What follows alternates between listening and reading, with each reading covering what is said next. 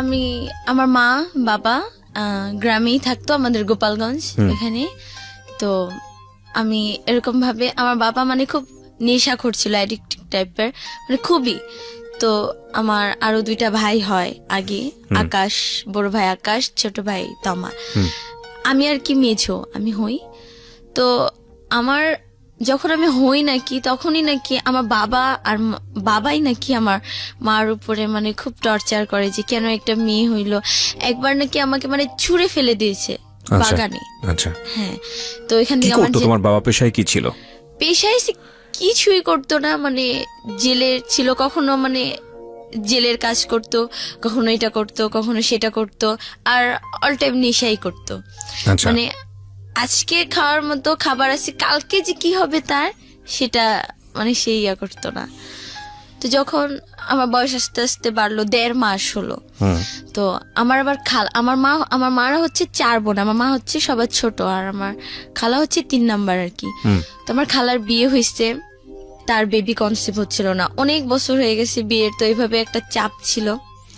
তো হওয়ার পরে সে গ্রামে যায়, শুনে আমার কাহিনী যে নেক্সট আমার কি হবে, আমার ফিউচারের কথা চিন্তা করে সে আমাকে নিয়ে আসে। 1.5 মাস বছর বয়সে নিয়ে এসে নিজের মেয়ের মতোই লালন পালন করে। আর আমার আম্মু, মানে আমার আম্মুর যে আছে না, যে কখনো আমার প্রতি যে একটা মায়া তৈরি হবে যে না ও আমার মেয়ে, ওর একটু এক্সট্রা কেয়ার করতে হবে বা ওর একটু খোঁজ খবর নেই, এরকম কখনোই হয় নাই। ঢাকা শহরে যাই, আমার খালা ঢাকায় গুলশান 2 থাকে, তো ওইখানে আমি লালন পালন হই। তো আমার মার আবার একটা ছেলে হয়, তো সেই ছেলেটা এখন আমার বাবা কোথায় ধরতে গেলে এখনো বাইচা আছে কি মারা আছে আমি যাই না, কারো খবরই তেমন একটা যাই না, শুধু মার খবর জানি। তো মার আর কি বিয়ে হয়ে যায়। ছোটবেলায় আমার খালা খালু যে মা বাবা, তাকেই আমি মা বাবা বলে চিনতাম। তো আমাকে খুব আদর করতো, মানে আমি কিছু একটা মুখে বলার আগে, আমি খুব শৌখিন, কিন্তু মুখে বলার আগে মানে আমাকে সেটা এনে দেওয়ার জন্য সবসময় ট্রাই করতো।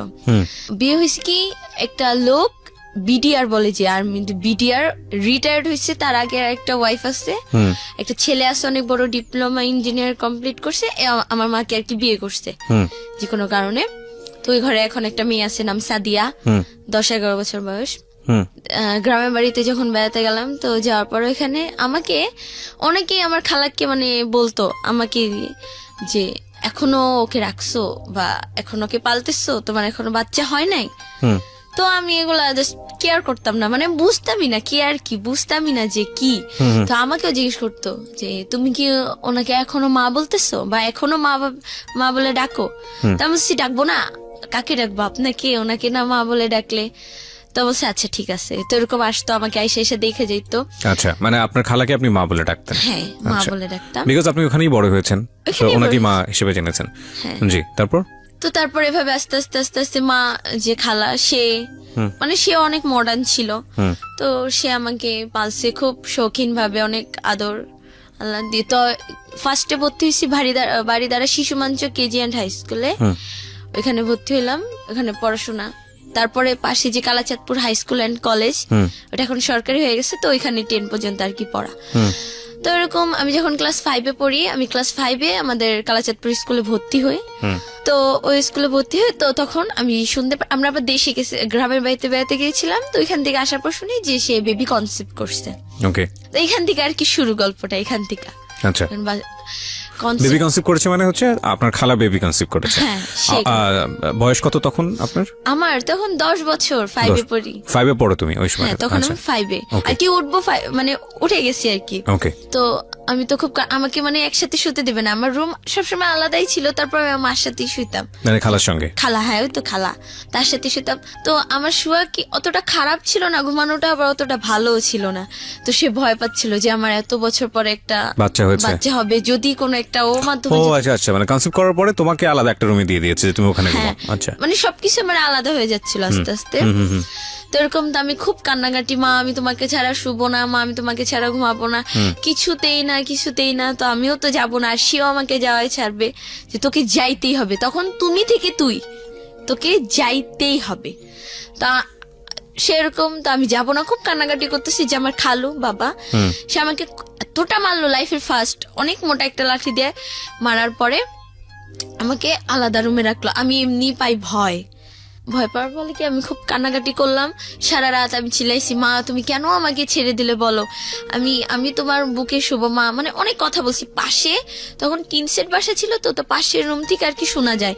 তো একটা মহিলা বলতেছে যে সারা রাত মেয়েটা এভাবে ঘুমায় নাই, সে তার মতো সে ঘুমায় গেছে, চিল্লাইছে মেয়েটা আর এভাবে কান্নাকাটি করছে মার কাছে যাওয়ার জন্য। তো যাই হোক এক পর্যায়ে সকাল হলো, তো এরকম মানে খুব অ্যাভার্ড যে বাচ্চা হ্যান ত্যান। তো যখন বাচ্চাটা আমার মা আসলো আবার মাঝখানে, যে এখন তো সে প্রেগনেন্ট, কাজ টাজ করতে হবে, মানে আপন মা? হ্যাঁ, আমার যে আপন মা নাম সেলিনা।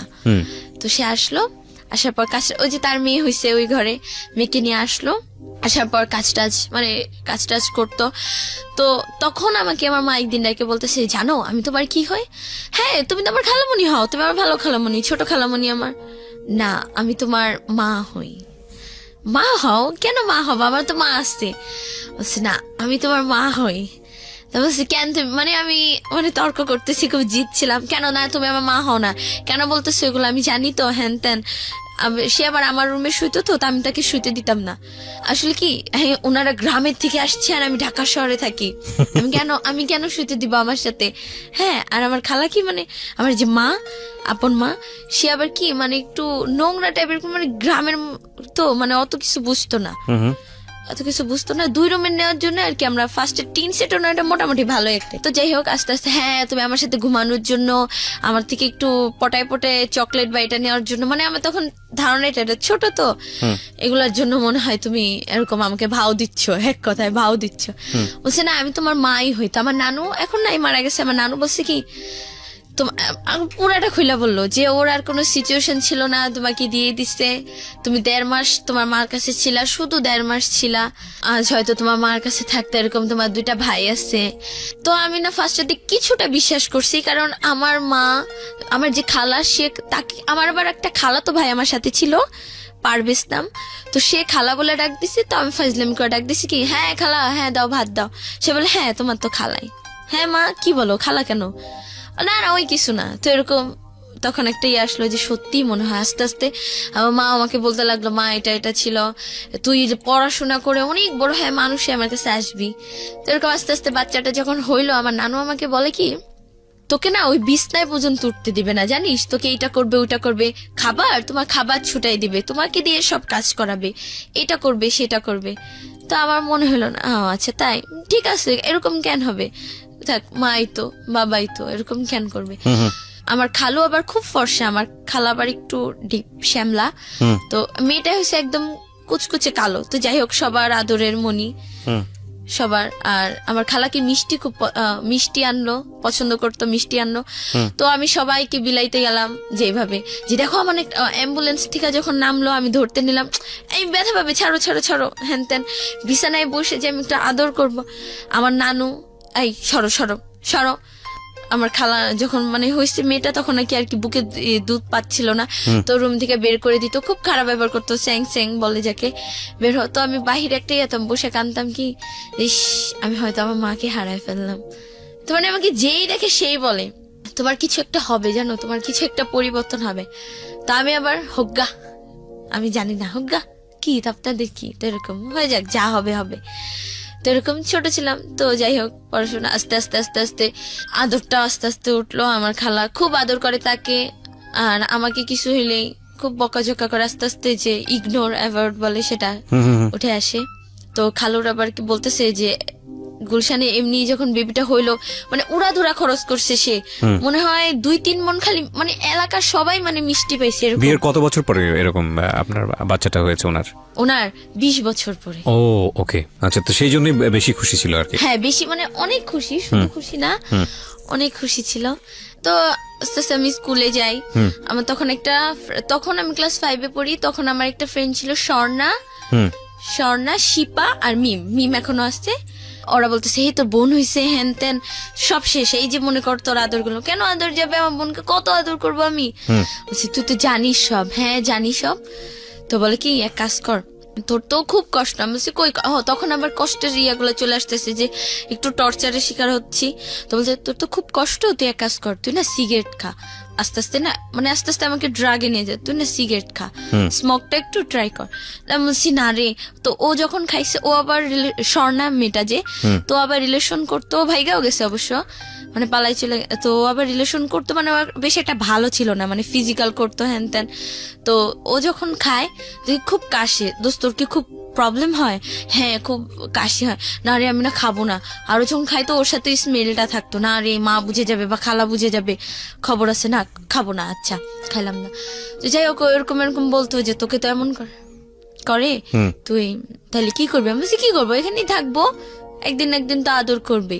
তো আমার বাবাটা আবার আদর করতো, তখন তখন মানে খালু, সেই শুধু আমাকে একটু আদর করতো, আর কেউ না। এরকম আদর তো আস্তে আস্তে আস্তে আস্তে বড় হই। তো এখানে আবার কি যে এখানে যে একটু অনেক টাকা খরচ হয়ে যায়, তো খালু বলে কি ভাসানটেক মিরপুর 14, ভাসানটেক দেওয়ানপাড়ার ওখানে আমরা শিফট হই। ওইখানে আমি আবার ভাসানটেক হাই স্কুলে ভর্তি হই, উচ্চ বিদ্যালয় যেখানে ভর্তি হই। ওইখানে পড়াশোনা করতে করতে করতে আমি, আমার আবার খালার আবার একটা ফ্রেন্ড ছিল, ছেলেটা হিন্দু বাট নাপিত। আমরা যে ওই যে টিনসের পাশেটা থাকতাম, তার সামনে সেলুনের দোকান ছিল, তো তাকে নিয়ে আমার খালু খুব জেলাস ফিল করতো। মানে সেই ছেলেটা কি আমার খালাকে খুব লাভ করতো। আর আমি অনেকের মুখে থেকেই শুনছি যে বেবিটাই নাকি তা, এটা আমি বিলিভ করি নাই কখনো। যাই হোক এটা তাদের ব্যাপার। তো তো ছেলেটার সাথে আমার খালা মানে সবকিছু শেষ করে দিতে চাই, যে তোর জন্য আমার সংসার আগুন লাগবে।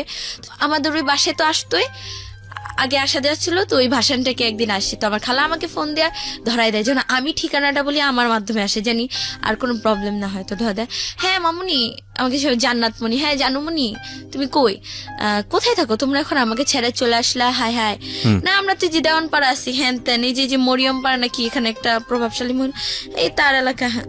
তো বলছে ঠিক আছে আমি আসবো তোমার সাথে দেখা করতে, তো এরকম আসতো। তো তাকে নিয়ে পাশের একটা মহিলা একটু প্যাচ লাগাই দেয় আমার খালু, তো ওইখান থেকে আমরা চলে আসি। প্যাচ লাগাই দেয় বলতে ওইখানে আবার কিছু ছেলে পেলে, মানে আমার খালার উপরে কেন যাই না রাগ ওই মহিলা দুইটা, তো আমার ওখানেও কটা ছেলে লাগাই দেয়, যাদের আমি স্কুলে যেতে পারি না, ছেলেগুলো আইসা খুব ডিস্টার্ব করে, ইপটিজিং এ অনেক খারাপ একটা অবস্থায় চলে যায়, যে ছেলেগুলা যে অফার করতে থাকে আমাকে রিলেশন করবো হ্যান ত্যান। তো যাই হোক আমরা এখান থেকে চলে আসি আবার ব্যাক গুলশানে। তো আইসা এখানে এখানে পড়াশোনা ওই যে বাদ 6 মাস 6 পর্যন্ত, 6টা ভালো মতো পড়া হয় নাই, তো 7-এ ভর্তি হব। তো যাই হোক বাসার সব কাজ টাজ সব করতাম। খালা যদি মানে খালা কি সবসময় ওর জন্য কিছু একটা এক্সট্রা রাখতো, বলতো কি তোকে তো ছোটবেলায় কত আছে না যে কিশোরের যে একটা পুষ্টির ব্যাপার, আমার দিকে যে না সব কিছু কেয়ার করতো না, যে ওর এটা লাগবে বা ওর ওইটা লাগবে, এরকম কিছুই না।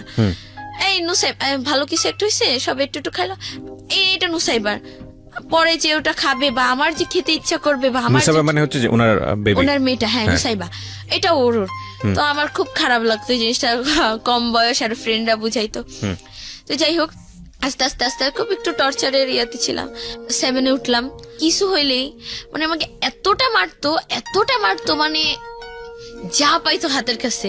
মানে এখনো আমার মানে বডির প্রত্যেকটা জায়গায় ব্যথা। পানি ঢালতে গেছি, পানিটা হাত থেকে একটু পড়ছে, সেজন্যই একটা থাপ্পড় খাওয়া লাগবে, একদম মাস্ট খাওয়া লাগবে। মানে কথায় কথায় গায়ে হাত তোলা, হ্যাঁ কথায় কথায় গায়ে হাত তুলতো।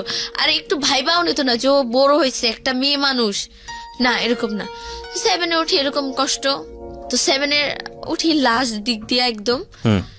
তো আমরা ওই বাসাটা ছাড়ি, এখন আমরা একটু টাকার সমস্যায় পড়ে গেছি, কারণ আমার খরচ আমাকে তো একদম বিয়ে দিয়ে দিবে, তা আমার খরচ, আমার খালুর আবার কথা কি না থাক পড়তে থাক, এসএসসির পরে তো জানি হিসাব করা যে 16 বছর হবে, এইচএসসির পরে ওর 18 বছর হলে ওকে একটা সরকারি জব দিয়ে দিব, ওর নিজের লাইফ নিজে করবে।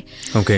তো ওই তো আবেগের বয়স, ফ্রেন্ডরা ছিল এটা বলে ওটা বলে, কদিন পর পর যে তুই একটা রিলেশনে যা, তুই তো এরকম সেরকম, তোর উপরে ক্রাশ খাইছে, আমি কেয়ার করি নাই। 7-এ আমরা 7 তলা একদম ছাদের উপরে বাসা নেই, আর আমাদের 5 তলা একটা ছেলে থাকে, ওই ফার্স্ট লাভ। ছেলেটার নাম নাইমুল হাসান সিজান আর কি, সবাইকে সিজান বলে ডাকতো। আচ্ছা। আমরা যেদিন বাসায় উঠি ওই দিন ছাদের উপরে ছিল, আমরা সবকিছু আমাদের মালামাল সেট করি। তো সেই দিন ওকে দেখে কেন জানি আমার মানে মনে হলো কি মানে কত আগের যেন চেনা, কত কিছু জানি, যে খুব অনেক অনেক মানে আস্তে আস্তে এত ডেভেলপার। ও 5 তলায়, আমি 7 তলায়। তো সিজান, ওর একটা বোন আছে না সিনির না, ওর বাবা পুলিশে চাকরি করে, আচ্ছা, চিটাগাং, ওর মা ওর বোন আর ও থাকে এখানে, ও বাবা ওইখানে কোয়ার্টারে থাকে। তা তো আস্তে আস্তে এরকম ও আবার আমি তখন ও আমাদের স্কুলে তখন 9-এ পড়ে, আমি তখন 8-এ উঠবো আর কি, 7-এ। আমাদের আর কি এলাকায় আমাদের একদম গেট সুজাই একটা মাঠ, তো মাঠের ওখানে আরিয়ান স্যার কোচিং করাতো। তো আমি ওখানে ভর্তি হয়ে গেলাম যে পড়াশোনা আবার তো স্টার্ট করছি, তো পড়াশোনা তো ওইখানে ও বসে থাকতো। ও কি খুব খারাপ ছেলে ছিল, আমি জানতাম না, মানে দেখে খুব ইনোসেন্ট মনে হয়, খুবই আমাকে দেখে না টোন করতো, মানে মানে মানে আমার ফ্রেন্ডরা মিম আবার খুব মডার্ন ছিল। আমি মানে এতটাই ছিলাম, মানে আমার ঘরে কখনো লিপস্টিক পর্যন্ত কিভাবে দিতে হয় এটা আমি জানতাম না, কাজলটা হালকা জানতাম, আমার খালা খুব মডার্ন ছিল, বাট আইলাইনারটা চিনতাম না, এরকম কিছুই ছিল না। ওখানে গেলাম তো সিজন কি আসে না যে একটা মডার্ন মেয়ের সাথে যদি খ্যাত বলতো, যেটাকে খ্যাত মেয়ে যদি যায় স্বাভাবিক হাসবে। তো একদিন দুদিন আমার ফ্রেন্ডরা খেয়াল করলো যে হাসে, আমি বললাম কি দোস্ত এই ছেলেটাই তো সেই ছেলেটা। আমি বলছি ওকে আমার ভালো লাগছে, বলছে ভালো লাগছে, এটাকে ক্রাশ বলে। আমি বলছি কি বলে? ক্রাশ। আমি বলছি আচ্ছা এটাই ক্রাশ? বলছে হ্যাঁ এটাই ক্রাশ। তো হাসে, তো বলে কি এই যে দেখছিস তোকে দেখে ও হাসে, ও তোকে লাইক করে, দেখ ও তোকে, কিন্তু ওকে দেখে হাসে যে ওর সাথে আমাকে ওকে দেখে হাসে, ও না তোকে দেখে হাসে রে, তোকে পছন্দ করছে, এই তো তোর ফার্স্ট লাভ এবার সাকসেস হবে। তো যাইতাম, তো 6টা থেকে 9টা পর্যন্ত হইতো রাত কোচিংটা। তো ওইখানে বসে থাকতো, তো আবার 8টার সময় চলে যেত। তো প্রতিদিন একটা এক্সকিউজ দিতাম, স্যার আমার পেট ব্যথা, এটা ওইটা, আমি দেখা যাবো, দেখা বের হবো, দেখা ঢুকবো, দেখা বের হবো, তো এরকম। তো এরকম কোচিংয়ে তো স্টাডি করতেই থাকলাম। তো স্কুলে যেতাম, তো ও আর কি আস্তে আস্তে বুঝলো কিভাবে, ও ছাদে যাইতো, ছাদে ও মেয়েদের সাথে কথা বলতো ফোনে, ওর গার্লফ্রেন্ড মানে জিসান মেয়েদের সঙ্গে কথা বলতো, জিসান না সিজান, হ্যাঁ সিজান মেয়েদের সাথে অনেক কথা বলতো। আমার দিকে মানে মুগ্ধ হয়ে তাকায় থাকতো। একটা ছেলে কিন্তু বুঝে যে একটা মেয়ে তাকে ফলো করতেছে, ও যেদিক দিয়ে। আপনি ক্লাস 6-এ পড়েন? 7 ক্লাস 7-এ। ওকে। আমাদের ক্লাস হচ্ছে কালেজপুর স্কুল, এখানে মেয়েদের হচ্ছে 7টা থেকে ক্লাস 12টা পর্যন্ত, আর ছেলেদের 12টা থেকে 5টা পর্যন্ত। তো আমি আবার আরেকটা কোচিং করতাম ওই স্কুলের স্যারের এখানে। যাই হোক, তো আমি 6টা থেকে 6টা আর কি বাসা থেকে বের হতাম, তো 7টায় ক্লাস, তো 12টা এসে। তো আমি কি করতাম, আমাদের কি 12টার 10 মিনিট আগে একটু মেয়েদের ছেড়ে দিত, কারণ ছেলেরা ওইখানে মানে ক্লাসে প্রত্যেক ক্লাসে মানে ব্যাগ টেক রাখতো, তো 10 মিনিট আগে ছেড়ে দিত। তো আমি না 10 মিনিট পরে বের হতাম, মানে ঘোরাফেরা করতাম স্কুলে, যে ওকে একবার দেখবো। আর মিমকেও সাথে রাখতাম, দোস্ত তুই থাক, আমার হাত পা কাঁপে যদি কিছু একটা বলে। ও আবার খুব রাগী সিজান। আচ্ছা। আর মিম বলছে কি আরে হয়েই তো গেল তোর কানেকশন, তুই এত ভয় পাস কেন? ও আচ্ছা ঠিক আছে। তো আবার বলতেছি কি আমি আবার স্কার্ফ বানতাম, এই তুই না আর হিজাব বানবি না কেন? না তুই চুলে এখন একটু স্টাইল দিবি। তো ঠিক আছে দিব। তো কিভাবে চুল বানবো? প্রতিদিন আমি কি করতাম, আমার আবার একই বাসায় থাকতাম, তো মিম আর আমি মিম আবার আমাদের বাসায়। তো হ্যাঁ কিভাবে প্রতিদিন স্কুল ড্রেসটা পরে বাস চিরুনি আর বেঞ্চ নিয়ে আমি ওর কাছে যেতাম, আমাকে একটু স্টাইলিশ ভাবে বেঁধে দিত। হ্যাঁ, আর এখন মুখে একটু পাউডার দিয়ে দিত, যে না বাবা এখন আর আগের মতো খ্যাত থাকলে চলবে না, এখন তোমাকে একটু মডার্ন হইতে হবে। তো ঠিক আছে। তো ও ছাদে যায়, তো আমি তাকাই থাকি, হ্যান করি ত্যান করি। তো আস্তে আস্তে না ছেলেটা বুঝতে পারলো, হ্যাঁ বুঝতে পারে না, আরো হাসে। এখন আমাকে দিয়ে মানে একটু কথা বলে, যে এই মেয়ে, আর ওর ফ্রেন্ডরা আমাকে দেখলেই, নাইম আর সুহান 2টা ফ্রেন্ড ওর, তো এই সিজান, মানে আমি ঢুকবো স্কুলে দেখা হইলো বা কোচিংয়ে যাচ্ছে, আমাকে দেখে ওই সিজান মানে ডাকতেছি, কিন্তু আমাকে রেডিকেটেড করে। বাট ওকে, আমি যখন দেখাতাম এই সিজান, মানে হ্যাঁ দোস্ত ভালো আছো, মানে ওর দিকে ইয়ার করতাম, কি হলো ব্যাপারটা, আমাকে টিচ করতেছে না। তো এরকম আমি 8-এ উঠলাম, 7 থেকে 8-এ উঠলাম।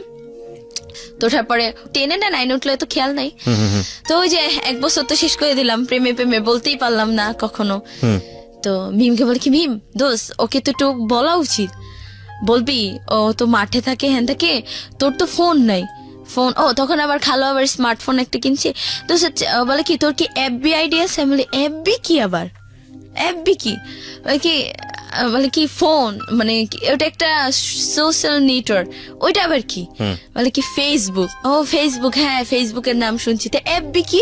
আরে বাবা ওইটা সংক্ষিপ্ত রূপ। আমি বলছি ও আচ্ছা। বলে আইডি আছে? আমি বলছি এইসব কি, মানে তোর নামে একটা আইডি, হ্যান ত্যান বুঝাই দিল যে এটা এরকম আইডি। তো বলছি না। তো আমার খালার ছোট ফোনটা আবার চালান যেত বাটন, তো এখানে জান্নাত মনি দিয়ে জাস্ট একটা আইডি খুলে দিল, ওকে রিকোয়েস্ট পাঠাইলাম, ওর আইডি নাইমুল হাসান সিজান, তো পাঠাইলাম, অ্যাকসেপ্ট করে নাই ও, কারণ এখানে কোনো পিক ছিল না বা তাই ফেক আইডি মনে করে অ্যাকসেপ্ট করে। তো এরকম বলবো আর বলা হয় না। ওই আমি আবার মাঝখান দিয়ে শুনতে পারলাম যে সিজান নাকি এতটাই খারাপ একটা ছেলে ছিল, মানে আমি সিজানটা পাগলের মতো ভালোবাসতাম, পাগলের মতো। মানে ও আমার আবার একটা কোচিং হলো 4টা থেকে 6টা পর্যন্ত, ও কখন নামবে আমি ওরকম দাঁড়ায় থাকতাম সিঁড়িতে, একাধারে দাঁড়ায় থাকতাম, ওর সাথে দেখা করব, ওর সাথে একটু কথা বলবো, শুধু একটু কথা বলবো ওর সাথে, ব্যাস এরকম। তো একদিন ও আমাকে মাঠে সবার সামনে, মানে আর ও সিজান ছেলেটা কি খুব গালাগালি করতো, মানে খুব আমার মাকে নিয়ে বাবাকে নিয়ে মানে খুব বিশ্রী ভাষায় গালাগালি করতো। তুমি জানলে কিভাবে তোমাকে গালাগালি করতো তোমার মা? আমি পাশ দিয়ে দাঁড়ায় আছি, ও পাশ দিয়ে যাবে আর গালাগালি করতে করতে, মনে হয় কি আমার কানে শুনে যাবে আমাকে বলতে আবার যাচ্ছি। কেমন লাগে ওরে, ও কোনোদিন ওদের বাসায় কি আয়না নাই, ওকে কোনোদিন আয়না দেখে নাই। তো তোমাকে গালিগালাজ করছে কেন? মানে তোমাকেও পছন্দ করে না? পছন্দ করে না, বাট তুমি ওকে পছন্দ করতে খুবই। আচ্ছা আচ্ছা, ও বাই দ্য ওয়ে প্রিয় শ্রোতা, ও খুব অল্প বয়সী, ওর মতো করে গল্প বলছে, আপনারা বুঝতেই পারছেন। ঠিক আছে, হ্যাঁ বলো তারপর। তো যখন ওর কথা মনে পড়ে সারা রাত কান্না করি, দিনে তো ওই যে কাজ টাজ করি, সারা রাত একটু রেস্টের দরকার, সারা রাত কান্না করি, ওর জন্য দোয়া করি আল্লাহ ও জানি আমাকে একটু করে, মানে ও জানি আমার সাথে একটু ভালো ব্যবহার করে। আরে ভালোবাসলে কি পাইতে হবে? আরে তো এর মাঝখানে আবার শুনতেছি FM, খালার ফোন রাত্রে চার্জে দেয়, ওই চুপি নিয়ে জীবন গল্প, ভালোবাসার বাংলাদেশ, বি পজিটিভ, হ্যান ত্যান শুনতেছি। তো শুনতে শুনতে ওইখানে যে আসে মেয়েরা বলে, তো কেউ বলে যায় না যে ভালোবাসলে কি পাইতে হবে, ও ভালো থাকো। তো এই যে FM এর ভূত ঢুকছে, এই ভালোবাসলে কি পাইতে হবে, ওই ডায়লগ গুলা মনে আসছে। কোন ক্লাসে তখন তুমি? ক্লাস 10-এ? না আমি ক্লাস 8-এ। তখন ক্লাস 8-এ? হ্যাঁ। তো এরকম খুব গালাগালি করতো, মানে আর ও কি বলে নেশা করতো, ওই ছেলেটাও নেশা করতো। ওর সঙ্গে কি তখন তোমার কথা হতো, ফোনে কথা হতো? আরে কোনোদিন আমার দিকে মানে ভালো মতো কথা বলে নাই 2 মিনিট। তো জানতো যে তুমি ওকে পছন্দ করো, সে কারণে তোমাকে গালিগালাজ করতো? হ্যাঁ, ওকে, খুব ভালোবাসতাম ওকে। আর আমার ফ্রেন্ডরা, মিম বাদে আমার ফ্রেন্ডরা, মানে আমার আবার একটা বেস্ট ফ্রেন্ড হয় নাম রোজ। তো যাই হোক, ওরা আমাকে এই তোকে এটা করতে হবে না রে, এখন পারবো না, ভালো লাগতেছে, এই সিজানের কসম, আচ্ছা ঠিক আছে কি করতে হবে বল, আমি করতেছি। কারো টাকা লাগবে বা কারো একটা হেল্প, আমি আবার কি একটু গুন্ডা টাইপের, মানে সিজানের কাছে আমি নরম, মানে আর বাসায় আর আমাকে কোনো ছেলে যদি টিচ করতাম রাস্তার মধ্যেই মাইরা বসতাম, হ্যান ত্যান, তো আমাকে নিয়ে যেত ওরা সেফটির জন্য। না রে দোষ আজকে যাবো না, সিজানের কসম, আচ্ছা ঠিক আছে বল কোথায় যাইতে হয়, আমি যাচ্ছি, সব জায়গায় যাবো, যাচ্ছি। তো এই বলে আমাকে সিগারেটও খাওয়াইছে। আমার একটা ফ্রেন্ড, ওই যে ওই মেয়েটার নাম ছিল কি শিউলি টাইপের, তো ওই মেয়েটা, সিজানের কসম তুমি একবার একটা টান দাও, ঠিক আছে আর কিছু খাইতে হবে না, আমরা খাচ্ছি। সিজান আবার স্মোক করতো, তো ওই দোকানে একটা ছেলে, মানে যে দোকানে গিয়েও সিগারেট খাইতো, আমার যে বেস্ট ফ্রেন্ড শান্তা আর কি রোজ, ও নিজের নাম এফবিতে নাম দিছে রোজ, তাই ওকে সবাই রোজ নামেই চিনে। মেয়েটা অবশ্য অনেক ভালো, তো আমার সাথে ওর বেস্ট ফ্রেন্ড হয়ে, মানে খুব ক্লোজ হয়ে যায় আমরা একে অপর। তো ওকে আমি বলি, তো রোজ তখন আমার ওই আইডিটা ডিঅ্যাক্টিভেট করে দিই, আইডি যার জন্য খুলছি সেই অ্যাকসেপ্ট করে না, ডিলিট করে দেয়। তো ওই আইডি আমি দিয়ে কি করবো, ডিঅ্যাক্টিভেট করে দিছি। তো রোজ খুলা বলতেছে, জানো আমার ফ্রেন্ড আছে জান্নাত, তোমাকে অনেক ভালোবাসে সিজান, জানো তোমার কথা, ওর কথা ক্লাসের সবাই বলতেছে, তার বয়ফ্রেন্ডের কথা, খারাপ তো লাগেই যে আমার বয়ফ্রেন্ড আজকে আমাকে এইটা দিচ্ছে, বা ডোন্ট মাইন্ড আমাকে আজকে কিস করছে বা হার্ট করছে, ওর সাথে হাতে হাত ধরে আমি আজকে ঘুরতে গেছি এই জায়গায়, এটা ওইটা। তো আমাকে জিজ্ঞেস করে কিরে বৈশাখী, আমাকে আবার বৈশাখী বলতো কেন, আমার পহেলা বৈশাখীর দিন জন্ম। তো একজন দুজন, এই দোস্ত তোকে না আজকে থেকে বৈশাখী রাখবো, তো এখন বৈশাখী নামেই চিনে সবাই, জান্নাতুল ফেরদৌস একটা নাম আছে। তো বৈশাখী তোর সিজান কি করছে? তো আমি ক্লাসের মধ্যেই মানে এত জোরে জোরে চিল্লায় কান্না করতাম, মানে সবাই বলতো ওই ছেলেটা কি এগুলা বুঝতে পারে না, সিজান বলা কান্না করতাম, সিজান বলা, মানে এতটাই পাগল হয়ে গেছিলাম। তো রোজ বলতো এরকম বলতো, তোমাকে অনেক ভালোবাসে, বলছে কি দেখো আমি ভালো না, আমি ওকে বলো যদি আমার সাথে ফিজিক্যাল কিছু একটা করে তাহলে আমি ওকে মাইনা নেবো। বলছে ও তো এরকম মেয়ে না, আর তুমি ওকে জিজ্ঞেস করে দেখো, ও ফিজিক্যালের মানেই বুঝে না, তোমাকে জিজ্ঞেস করে দেখো।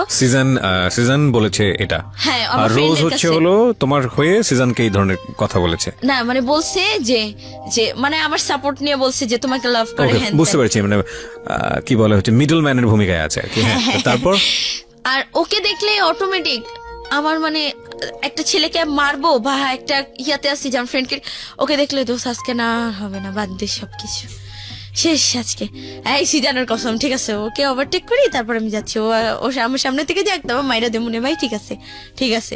তো এরকম আস্তে আস্তে আস্তে আস্তে ছেলেটা, তো আমি 9-এ উঠি, এইটা আবার রেজাল্ট কি ওই পড়াশোনা মানে পড়াশোনা একদম গোল্লায় যায় আমার, পাই 3.50 জিএসসি তে।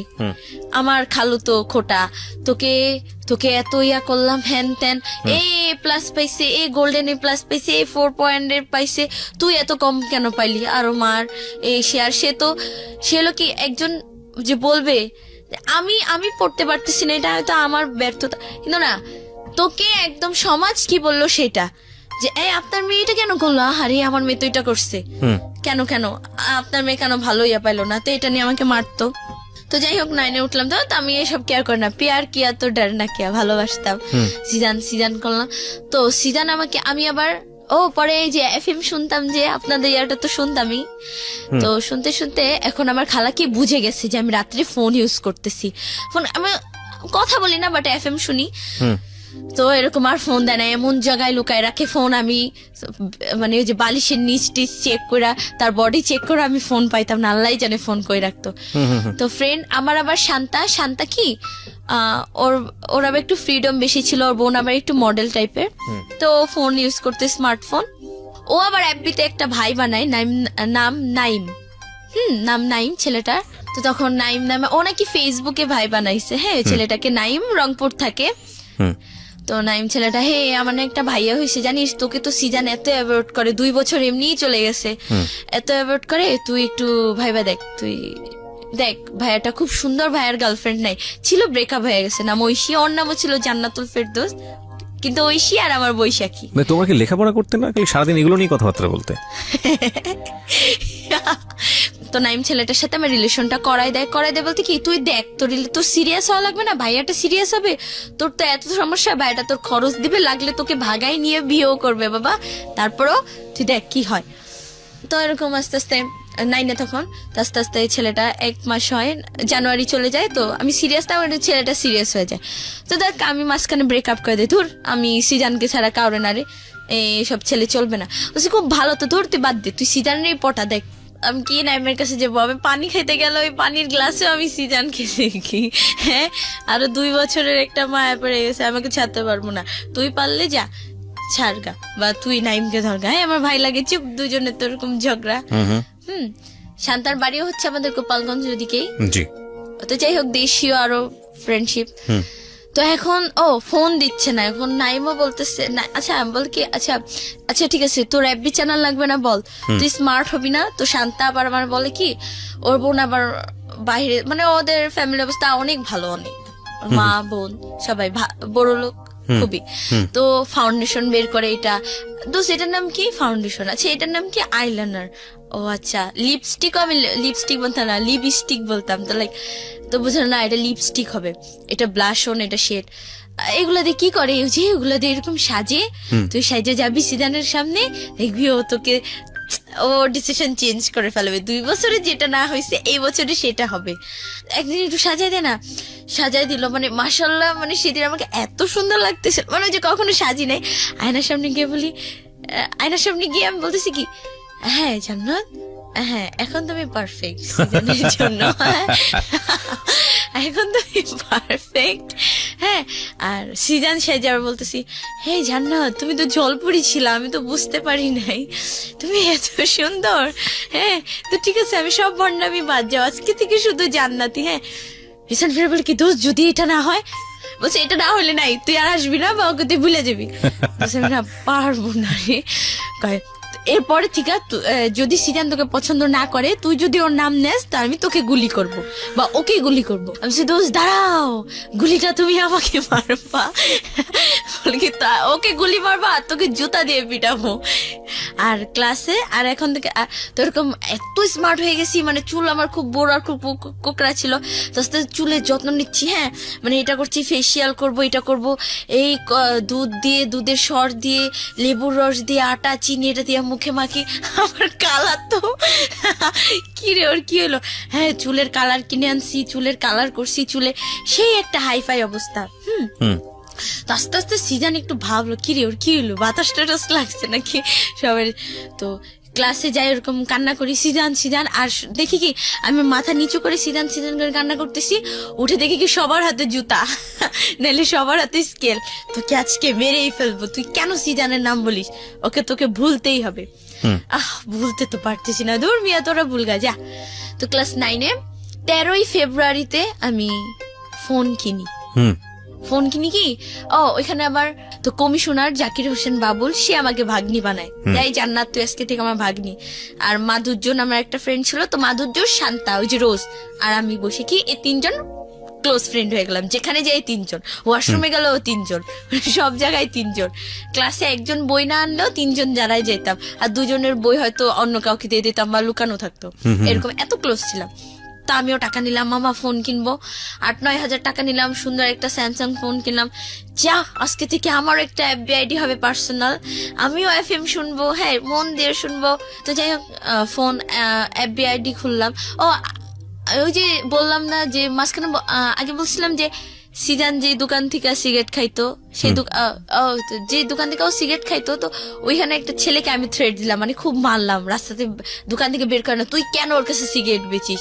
আরে আপু আজব তো, আমি হলাম দোকানদার মানুষ, আমি বেচবো বা এই করবো, আমার থেকে কিনতে আসে কেন কেন কেন তো যাই হোক আস্তে আস্তে ও তো 1-2 দিন নিয়ে গেলাম। তো যেদিন মারলাম সেদিনই নাকি কত বেহায়া, ও আমার বান্ধবী শান্তার উপরে ক্রাশ খায়, ওকে মারি আর ওর দিকে তাকাই থাকি, ওকে মারি আর তাকাই। তো যাই হোক ক্রাশ খেলো, তো শান্তা আর আমি কি করলাম, ওই সিজান আসতো সিগারেট নিয়ে যেত, তারপর আমরা ঢুকতাম এই কয়টা নিছি। তো শান্তার উপরে যখন ক্রাশ খেলো, ক্রাশ বলে আর কি, যাকে লাভ করে নাকি ফেললো, ওই ছেলেটার নাম ছিল রাকিব। শান্তার উপরে ক্রাশ খাওয়ার পরে তো আমাকে পটাইতে হবে, শান্তা পর্যন্ত যাওয়ার আগে আগে বৈশাখীর কাছে আসতে হবে। হ্যাঁ আপনি না আজকে থেকে আমার বড় বোন, মারছেন বড় বোন তো শাসন করবেই ভুল হইলে, ঠিক আছে আপু আপনি আজকে থেকে আমার বড় বোন, আমি সিজান ভাইয়াকে একটু ম্যানেজ করে দেবো, জানি আপনার লাইনটা মানে হয়ে যায়, সেটেল হয়ে যায়। তো ঠিক আছে। তো ছেলেটা তার 13ই ফেব্রুয়ারি, হ্যাঁ না ওইটা হয়েছিল 8 না 9 ফেব্রুয়ারি। তো 13ই ফেব্রুয়ারি ফোনটা কিনে নিয়ে আসতেছি, তো ওই ছেলেটা আমাকে একটা শপিং গিফট দিল। আপু এটা না আপনার গিফট।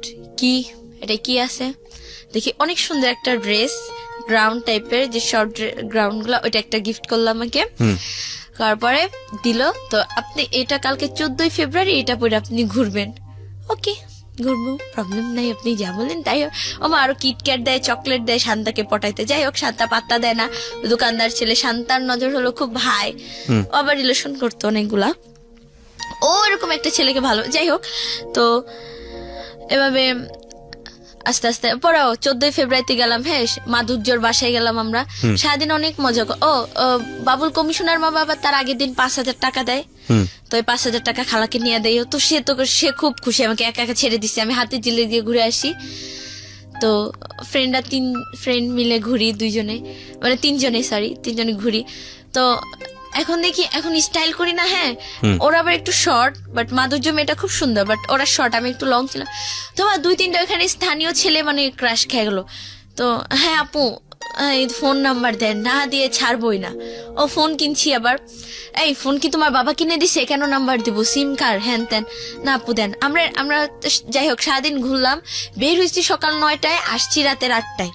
খালা তো কিচ্ছু বলবে না, টাকা দিছি, আগের দিন টাকা দিচ্ছি না, কিছু বলে নাই, খালি একটু বলছে তোর যদি কিছু হয়ে যেত বল। আর ফোনটাও তো লুকালুকি মানে লুকিচুপি চালাই, যে কেউ জানে না।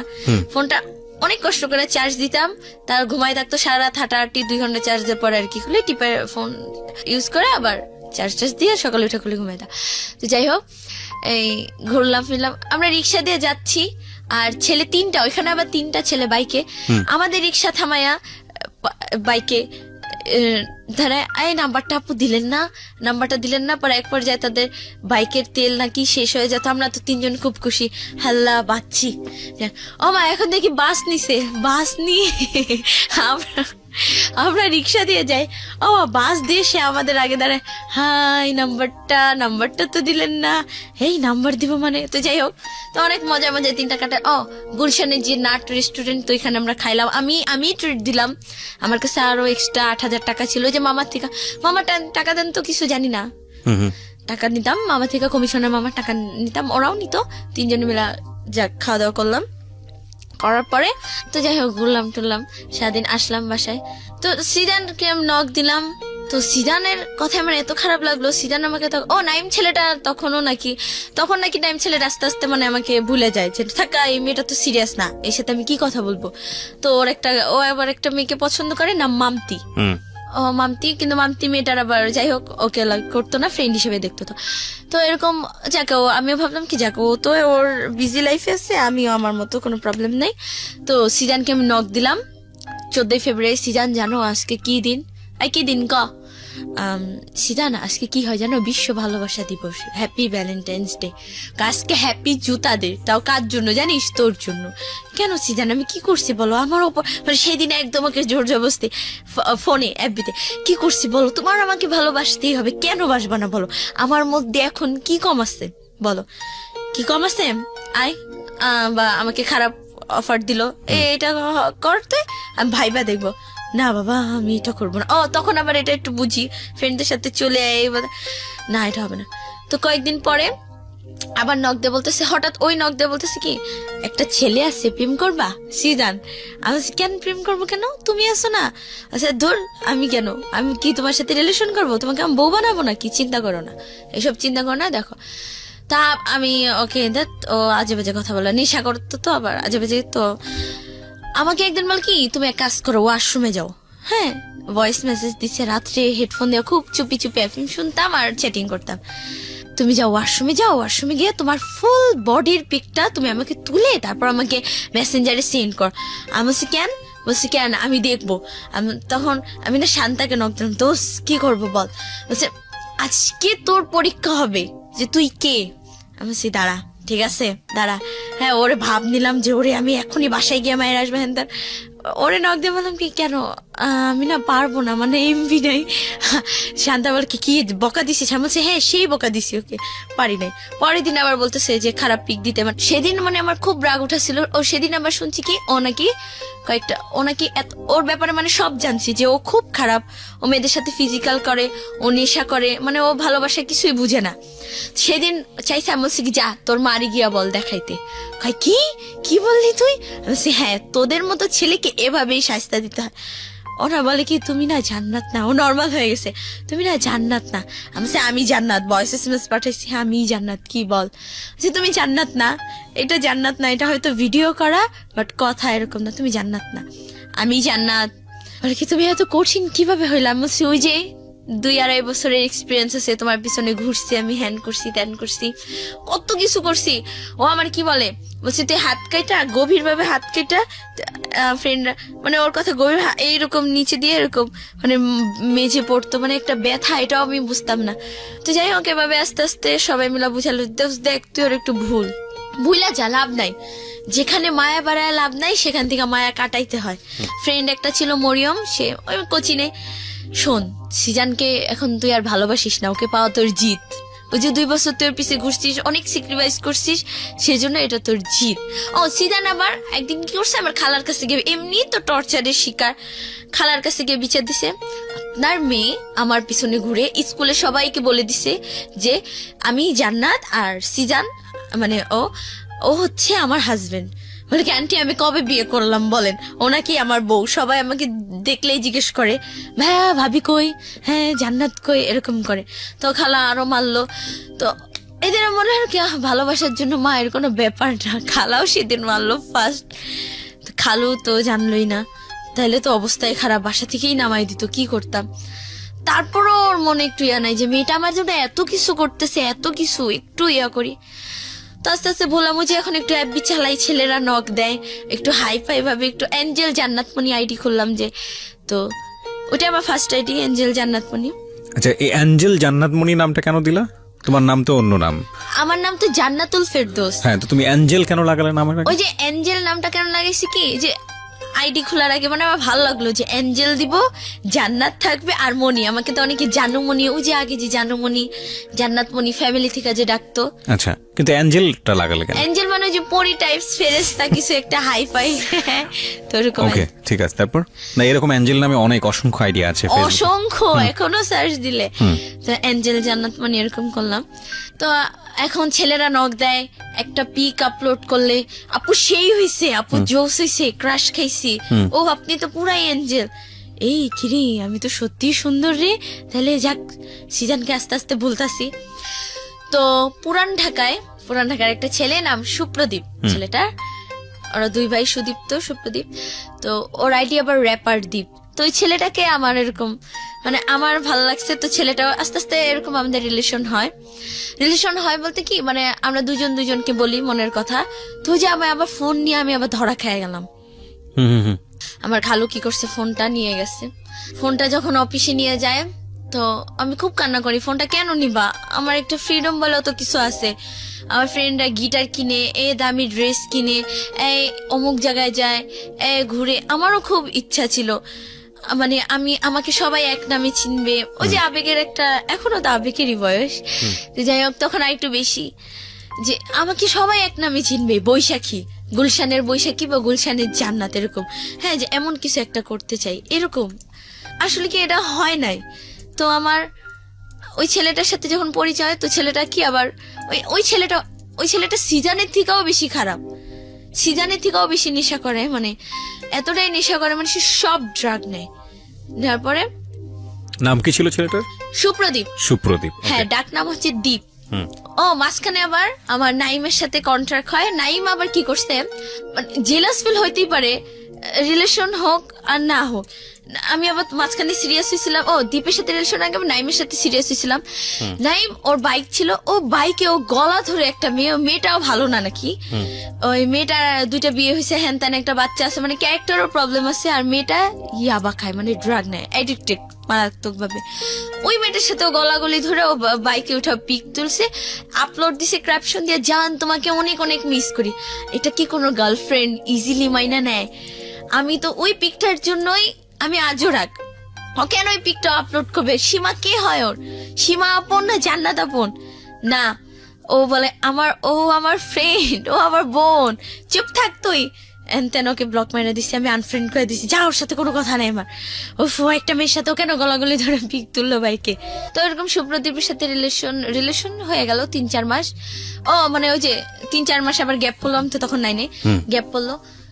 তো ও ফোন ওটা ভাঙ্গেই ফেলে। তো আমার ফ্রেন্ড আবার সজীব, ওকে বললাম, দোস্ত তো 2টা ফোন, আমাকে একটা ফোন দিয়ে দে। বলছি কি করবি? আমি বলছি কেন প্রেম করবো? ও আবার ফিটিং বাস, তুই ফিটিং আইনা দিতে পারবি?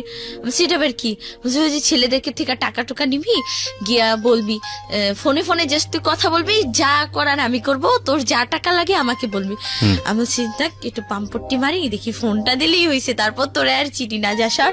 তো ফোনটা নেই, তুই ছেলেটার সাথে ইয়ে করি। তো ছেলেটা, সুপ্রদীপ ছেলেটা বলে কি, তুমি চলে আসো আমার কাছে, তোমার যা খরচ লাগে, যা টাকা লাগে আমি দিব। আমি বলছি দেখো, আমি কিন্তু প্রতিদিন ভাজা পোড়া খাই, আমার কসমেটিক্স লাগে, আমার প্রত্যেক মাসে ড্রেস লাগে, বলছি আমি সব দিব, তুমি চলে আসো। ঠিক আছে, চলে আসছি, মানে চলে আসছি লাইফে ফার্স্টে যে ভাইগে আসি। খালুরিয়াটা চলে আসছি কেন, আমার 9-এ যে মানে যে 8-এও বার্থডে সেলিব্রেট হয় না, 7-6-ও বার্থডে সেলিব্রেশন হয় না, তো ফ্রেন্ডদের হয় আর হয়তো আমারও খুব ইচ্ছা করলো, তো আমারও না খুব বার্থডে সেলিব্রেট করতে ইচ্ছা। তো আমার এপ্রিলের 14, এবার এপ্রিল মাস চলে আসে, ওই যে ফোনটা নিয়ে যেত মাঝখানে। বার্থডের কিছু, আমার নানিও আবার মারা যেত বার্থডের কিছুদিন পরে। আমার বার্থডেটা ওরা করবে, শান্তা মাধুর্য। হ্যাঁ, তো আমরা রেস্টুরেন্টে যাই, গুলশানে ক্যাফে ডিলাইট, ওখানে অনেক সুন্দর একটা কেক কিনে ওরা, মানে আমরা মোটামুটি ভালোই।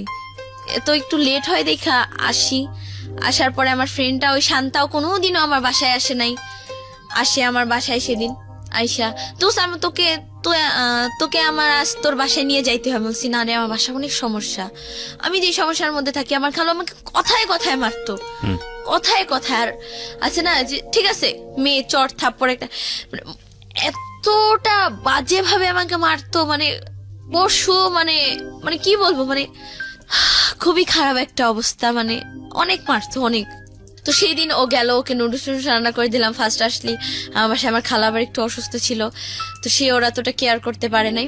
তো আমি গিয়ে বসি, তো জিজ্ঞেস করে এই তুই কোথায় ছিলি আজকে? বাবা ওরা তো আমার বার্থডে ইয়া করছে। হ্যাঁ তোমার বার্থডে ইয়া করছে না, বার্থডে মানে সে যখন মারে তার ফেস গুলা এমন খারাপ করে, মানে এতটা ইয়া করে আমাকে, মানে আমার গায়ের উপর উঠে মানে মারতেছে। আর আমার ফ্রেন্ডরা একবার মাইরা গেছে, ফ্রেন্ডরা খাটে বসা আমার সামনে মারলো। তো কি দোষ, তোর কি কোনো ওয়ে আছে এখান থেকে যাওয়ার? তুই আমারে বলিস আবার আসে এই মেয়ে তুমি এখনো যাও নাই বাসা থেকে, যাও আমার বাসা থেকে বের হও। ওকে বের করে দিছে, দিয়ে আমাকে আবার এত মারা মারে যে আমি 12-13 দিন আমি স্কুলে যেতে পারি নাই। স্কুলে যাওয়া অফ হয়ে যায়, মানে নাক মুখ চোখ সবকিছু আমার ফুলে যায়। ওকে, তো যাই হোক শান্তা ওই দিকটা ট্রাই করতে থাকে যে নাইম ছেলেটা দেখি যে নাইম কোনো ম্যানেজ করতে পারে কিনা। তো নাইম এরকম যে বললো যে ঠিক আছে আমি দেখি ওর জন্য আমি কি করতে পারি। তো নাইম অতটা সিরিয়াস নেয় না যে হ্যাঁ ও আমাকে এত ইনসাল্ট করছে হ্যান ত্যান। তো যাই হোক সুপ্রদীপের সাথে তো এরকম আবার ঈদের দিন আমি শান্তার বাসায় ছিলাম। সে ঈদের দিন আমাকে এই তুই কোথায়? আমি ফ্রেন্ডের বাসায়। তোর এত কেন দেরি হচ্ছে? আইনা আমাকে এত মারে, আমাকে খুব টর্চার করতো, অনেক মারতো। নভেম্বরের 23 তারিখে আমি পালাই, 23 তারিখে আমার নাইমের বার্থডে। তো এরকম বলতো সবসময় ফ্রেন্ডরা তুই না কোথাও চলে যা রে, তুই অনেক হ্যাপি থাকতে পারবি, তুই এখানে থাকিসই না। 23 তারিখে না 22 তারিখে রাত্রে পালাই দীপের সাথে। খালার ফোনটা নিয়ে পালাই, 3 সেট কাপড় নেই, তখন মাথায় এত কিছু আসে না, গয়নাগাটি টাকা পয়সা নিতে হয় পালাই গেলে। ছেলেটাও তো কিছুই করতো না, কাজ বাস। মানে বাবা মা মারলো, এই খালা খালু মারলো, গায়ে হাত তুললো, এই কারণে সিদ্ধান্ত নিলেন সুপ্রদীপের হাত ধরে চলে যাবেন। হ্যাঁ। তো কি করলেন আপনি? চলে গেলেন বলতে প্ল্যানটা কিভাবে ছিল, আপনারা কিভাবে এক্সিকিউট করলেন এটা? একটা ড্রেস পরলাম, একটু সুপ্রদীপ এটা জানতো যে আপনি বাড়ি থেকে চলে আসতেছেন? ওই তো তুমি চলে আসো, যা খরচ লাগে আমি দিব, যা টাকা লাগে আমি কি দিব। করতো তখন? কিছুই করতো না, নেশা করতো। আর পুরান ঢাকা ওদের 4 তলা বাড়ি আছে, ব্যাস এই। এটা তুমি আগে থেকে জানতা? না আমি জানতাম ও নেশা করতো না, কিন্তু একটু কাজ টাজ করতো না। বাট তোমার মার সঙ্গে তো তুমি তো জেনেছো তোমার অরিজিনাল মাকে, তো তার সঙ্গে তো তুমি যোগাযোগ করতে পারতে। আমার মা হচ্ছে দুনিয়ার সবচেয়ে সেলফিশ একটা মাদার, সবচেয়ে। এইভাবে না বলে ঘটনাটা বলো আমাকে, যে কি তুমি যোগাযোগ করেছিলা? যোগাযোগ কি, তার একটাই কথা, আমারই সংসার ভেঙে যাবে। তুই তোর মতো বাবা, তুই যদি ভালো মানে তুই যদি বড় হয়ে আসতে পারস তো আসুক, নাইলে কিছু না, আমি তোর কোনো রিস্ক নেই। আচ্ছা, মানে সে কেয়ার, গ্রামে যাইতাম আছে না যে আমার মেয়ে একটু কেয়ার করবো না, কিছুই না। সে তার মতো সে। তো যদি কোনো ভালো ছেলে পাইতো, খুব টাকা পয়সা আলা ছেলেটা যেমনই হোক, তার সাথে মানে বিয়ে দিয়ে সে নিজের লাইফটা আগে সেটেল করতে। মানে আমার মা টাকা ছাড়া এই দুনিয়ায় কিছুই বুঝে না, টাকার জন্য আমাকে সব করাতে সে বাধ্য, এরকম একটা অবস্থা। তো যাই হোক মার কথা বাদ। তো এরকম পালাই চলে আসি রাত্রে। আমি আবার গুলশান থেকেই যাই ডাইরেক্ট। গুলশান লেকে বসে আছি, ভাবতেছি আরে যাবো, কি করলাম, ফ্রেন্ডের ছেড়ে আসবো। হ্যাঁ, তো তখন আবার সিজানের কথা ভাবলাম। সিজান বলছে যে তুই কখনো সুখী হইতে পারবি না, হ্যান ত্যান। হ্যাঁ, তুই ওকেও যে আমি ইনসাল্ট করছি, যে তোর মাকে, ওই যে আমার যে খারাপ পিক চাইছে পর ওর মাকে নিয়ে আমি কথা বলছি, যে তুই নিয়ে রাখ, অভিশাপ দিছে। তো এসব ভাবতেছি, পরে ভাবতে ও কল দিল, কি আসবে না নাকি? হ্যাঁ আসতেছি। পরে যাই হোক পুরান ঢাকায় গেলাম, বাবু বাজারে কি মানে বাস দিয়ে নামলাম। নামার পরে ওইখানে আবার একটা ছেলে আমাকে নিয়ে, যে আমাকে লাইফে ভালোবাসছে অনেক ছেলে, কিন্তু আমি মানে বুঝি নাই যে লাভটা কি। ওই সিজানের পর থেকে ভালোবাসা আমার কাছে হয়ে গেছে খেলা, ভালোবাসা হয়ে গেছে আমার কাছে স্বার্থ। আসলে দীপ ছেলেটাকে আমি ভালো অতটাও না, নিজের স্বার্থের জন্য।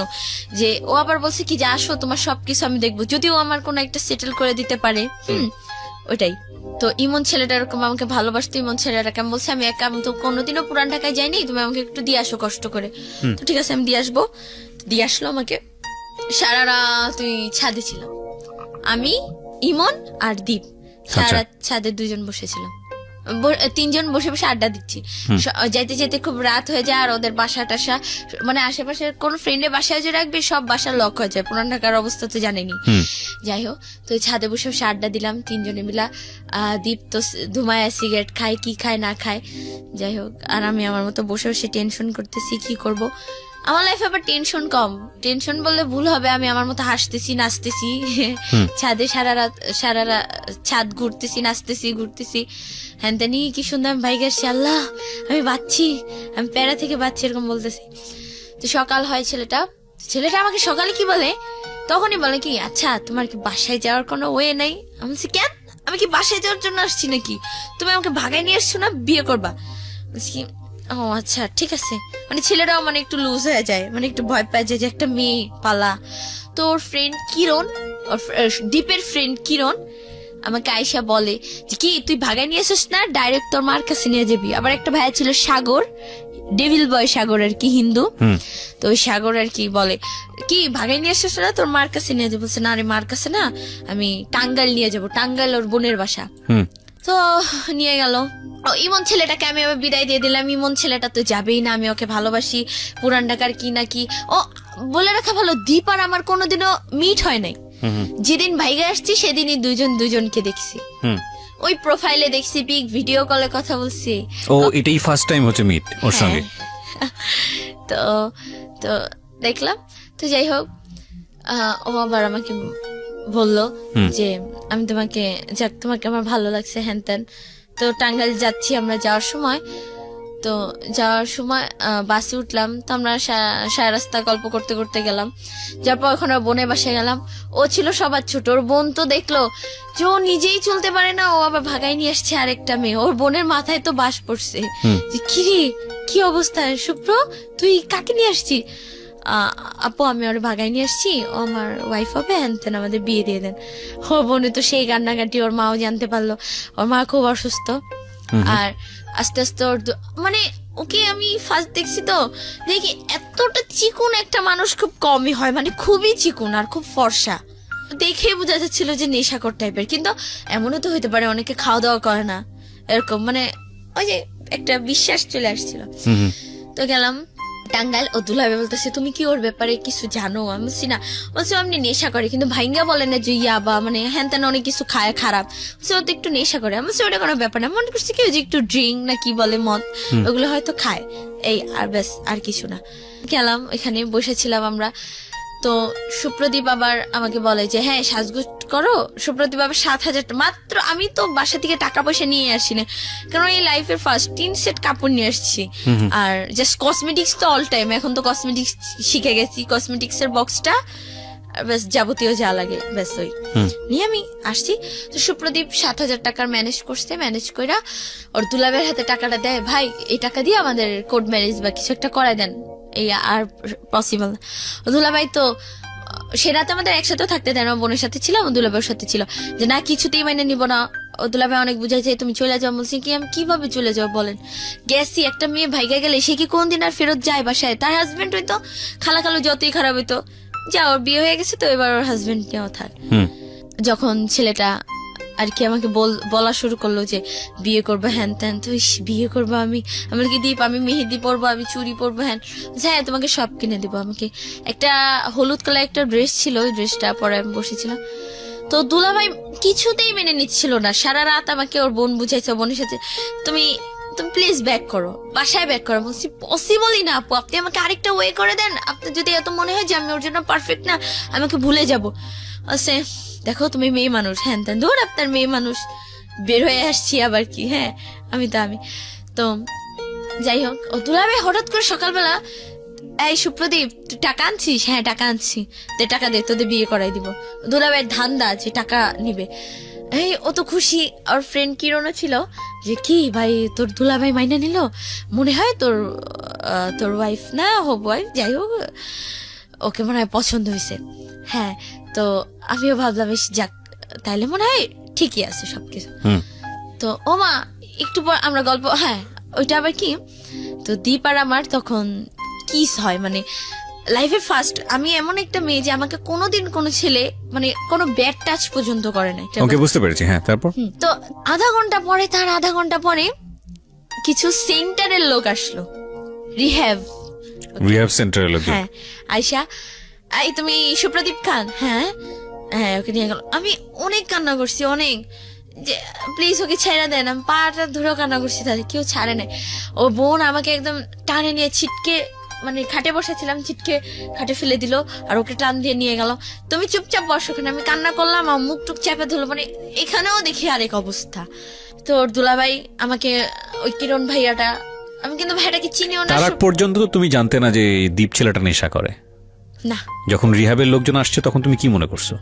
আমার ভাবছি কি পুলিশের লোক ধরে নিয়ে যাচ্ছে, আমরা ওই যে তখন আমার বয়স কত 16, তো এখন তখন মনে হয় 15 বছর, 15.5 এরকম। কতদিন আগের ঘটনা? বছরখানেক আগের না ঘটনা? না না, 5-6 মাস এরকম। ওকে, তারপর?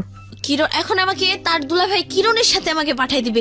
কিরণ ছেলেটাকে আমি কখনো চিনি না, জানি না। আবার কিরণের নামে শুনলাম ওর মা নাকি ভালো না, ওর মা নাকি বিভিন্ন মেয়েদেরকে বিজনেস করে, তো এরা নাকি শুনলাম। তো আমি এই ছেলেটাকে আমি কিভাবে আমি ট্রাস্ট করবো? তো যাই হোক, বললো যে যাও তুমি ওর সাথে চলে যাও, আমি কিছু টাকা দিয়ে দিতে। সুপ্রদীপের টাকাগুলোও দিল না, যে ওই টাকাটা দিয়ে আমি হয়তো কিছু একটা করতে পারতাম। এই দুনিয়ায় টাকা যার সবই তার, ওই টাকাটাও দিল না। মাত্র 300 টাকা দিছে, টাঙ্গাইল থেকে ঢাকা আসতে কি 300 টাকা ভাড়া, এই দিয়া এই যাও যাও যাও তাড়াতাড়ি বের হও, বাসা থেকে বের করে দিছে। কানতে কানতে আসলাম। তো এরকম পাশাপাশি কিরণ আমি তো চলে আসলাম। ভাগ্য খারাপ, কিছুতেই লাইফে হ্যাপি হইতে পারি নাই। তা আসলাম, কার সঙ্গে আসলা ওই সময়টাতে? ওই যে ওই কিরণ ছেলেটা, এখন তো আর কোনো ওয়ে নেই। তো আসলাম, এখন আইসা কিরণ ছেলেটা আমাকে নিয়ে মানে উল্টা পাল্টা কথা শুরু করে দিচ্ছে। এই তুমি আমাকে বিয়ে করবা? তোমাকে আমার খুব ভালো লাগছে, বিশ্বাস করো, তুমি আমাকে বিয়ে করো। হ্যাঁ, আমি তোমাকে অনেক খুশি রাখবো। হ্যান তেন। কি ব্যাপার, এত আমার থেকে সুযোগ নিচ্ছে? আমার এটা মনে হচ্ছে কেন, আমি কি খাবার যে আমি কারোর জন্য আমি ওয়েট করবো না? আমি বলছি দীপ আসবে কতদিনে? বলছে 2 বছর লাগবে। ও দুলাভাই বলছে 2 বছর। 2 বছর আমি কোথায় থাকবো? একটা মেয়ে মানুষ এমন আছে তো আমাকে কেউ মেরেও ফেলে দিতে পারে। কিরণ কি যে আমি বিশ্বাস করব তার কি কোনো গ্যারান্টি আছে? কিরণ নিজে আমার কিছু করবে না। আসার পরে এখানে কিরণ বাসের থেকে আমাকে উল্টাপাল্টা কথা বলা শুরু। জাস্ট আমি অনেক সেফলি ছিলাম, ভালো। তো তুমি আমাকে বিয়ে করবে? তুমি একটাই কথা, গায়ে হাত দেন। বাট বিয়ে করবে কিনা, মানে ও আমাকে পাবেই, বিয়ে করবেই না। তো আমি বলছি কি পল্টন আমার একটা ভাইয়ের বাসা, তো পল্টন, স্বপন নাম, স্বপন পলি ভাই ভাবি। তো এখানে ব্যাক করলাম। আমি মনে করছি কি যাক ফ্যামিলিতে ওখানে গেলে ভাইয়া মনে হয় কিছু একটা করে দিবে, যে যাক বোন তুই আসছিস, ওকে একটা জব দিয়ে দিই, তুই তোর মতো থাক। না, ভাইয়া ও ডাইরেক্ট খালা কালুকে ফোন দিল, আসলো, বাড়ি এলি ছিল তাদের আইসা, সবাই মিলে আমাকে মারলো। সবাই মিলা, সবাই আমাকে এক নামে চিনতো, আমাদের স্কুল ওইদিকে সবাই বৈশাখী। আর এখন আমাকে সবাই বাজে নামে চিনে। এই মেয়েটা তো ভাইগা গেছিল, এই মেয়েটার লাইফ শেষ, এই শেষ সেই শেষ। কোন একটা দোকানে গেলাম, তুমি না ভাইগা গেছিলা? কি বলবো, পাশে লোকজন সবাই তাকায় থাকে। যেই লোকগুলো আমাকে ছাড়া চলতো না, যে তার বোনেরাই কিন্তু অনেক প্রবলেম ফেস করছে, যে আমাকে নিয়ে গেছে, যে আমি তাদের সমস্যাটা সলভ করে দিছি, তারাই আজকে বলে আমাকে বাজে নামে ডাকে। তারাই এই মেয়েটা শেষ, মেয়েটা শেষ। তখন নাকি সিজান, জানি না, তখন নাকি সিজান বলছে ও কি কাজটা ঠিক করলো। আমি সেই কথাটাও বলছে, হ্যাঁ বলছে। আমি যদি সিজানের কাছে যাইতে পারতাম, বলেও না তুই ভাইগা গেছিলি, তুই এবার সিজানের কাছে যাবি, ওর যেই মা। তো এরকম বাসা থেকে প্রচুর টর্চার করতেছে, উঠতে বসতে খোটা, তুই ভাইগা গেছিলি, তোর জন্য মুখ দেখাইতে পারি না, মান সম্মান সব শেষ, আমাদের সব শেষ, সব এরকম ভাবে বলতো। কেউ যদি আমাকে দেখে ভালো লেগে আসতো, তাও যদি সে শুনতো যে ভাইগা গেছি, ক্যান্সেল, রিজেক্ট করে দিতে, বিয়ে হবে না। তো এখন আমার ফ্রেন্ডরা বলতেছে যেই ছেলের জন্য তো লাইফটা শেষ হয়েছে, আসার পরে তুই সেই ছেলেটার কাছে যাই, মানে দীপের কাছে। তো আমি 2 বছর কিভাবে ওয়েট করবো? তো শান্তাকে বললাম, তো বললো দেখি দোস্ত, তখন আমি এসএসসি পরীক্ষাটা দেই নাই, দেখি দোস্ত আমি কিছু একটা ম্যানেজ করি।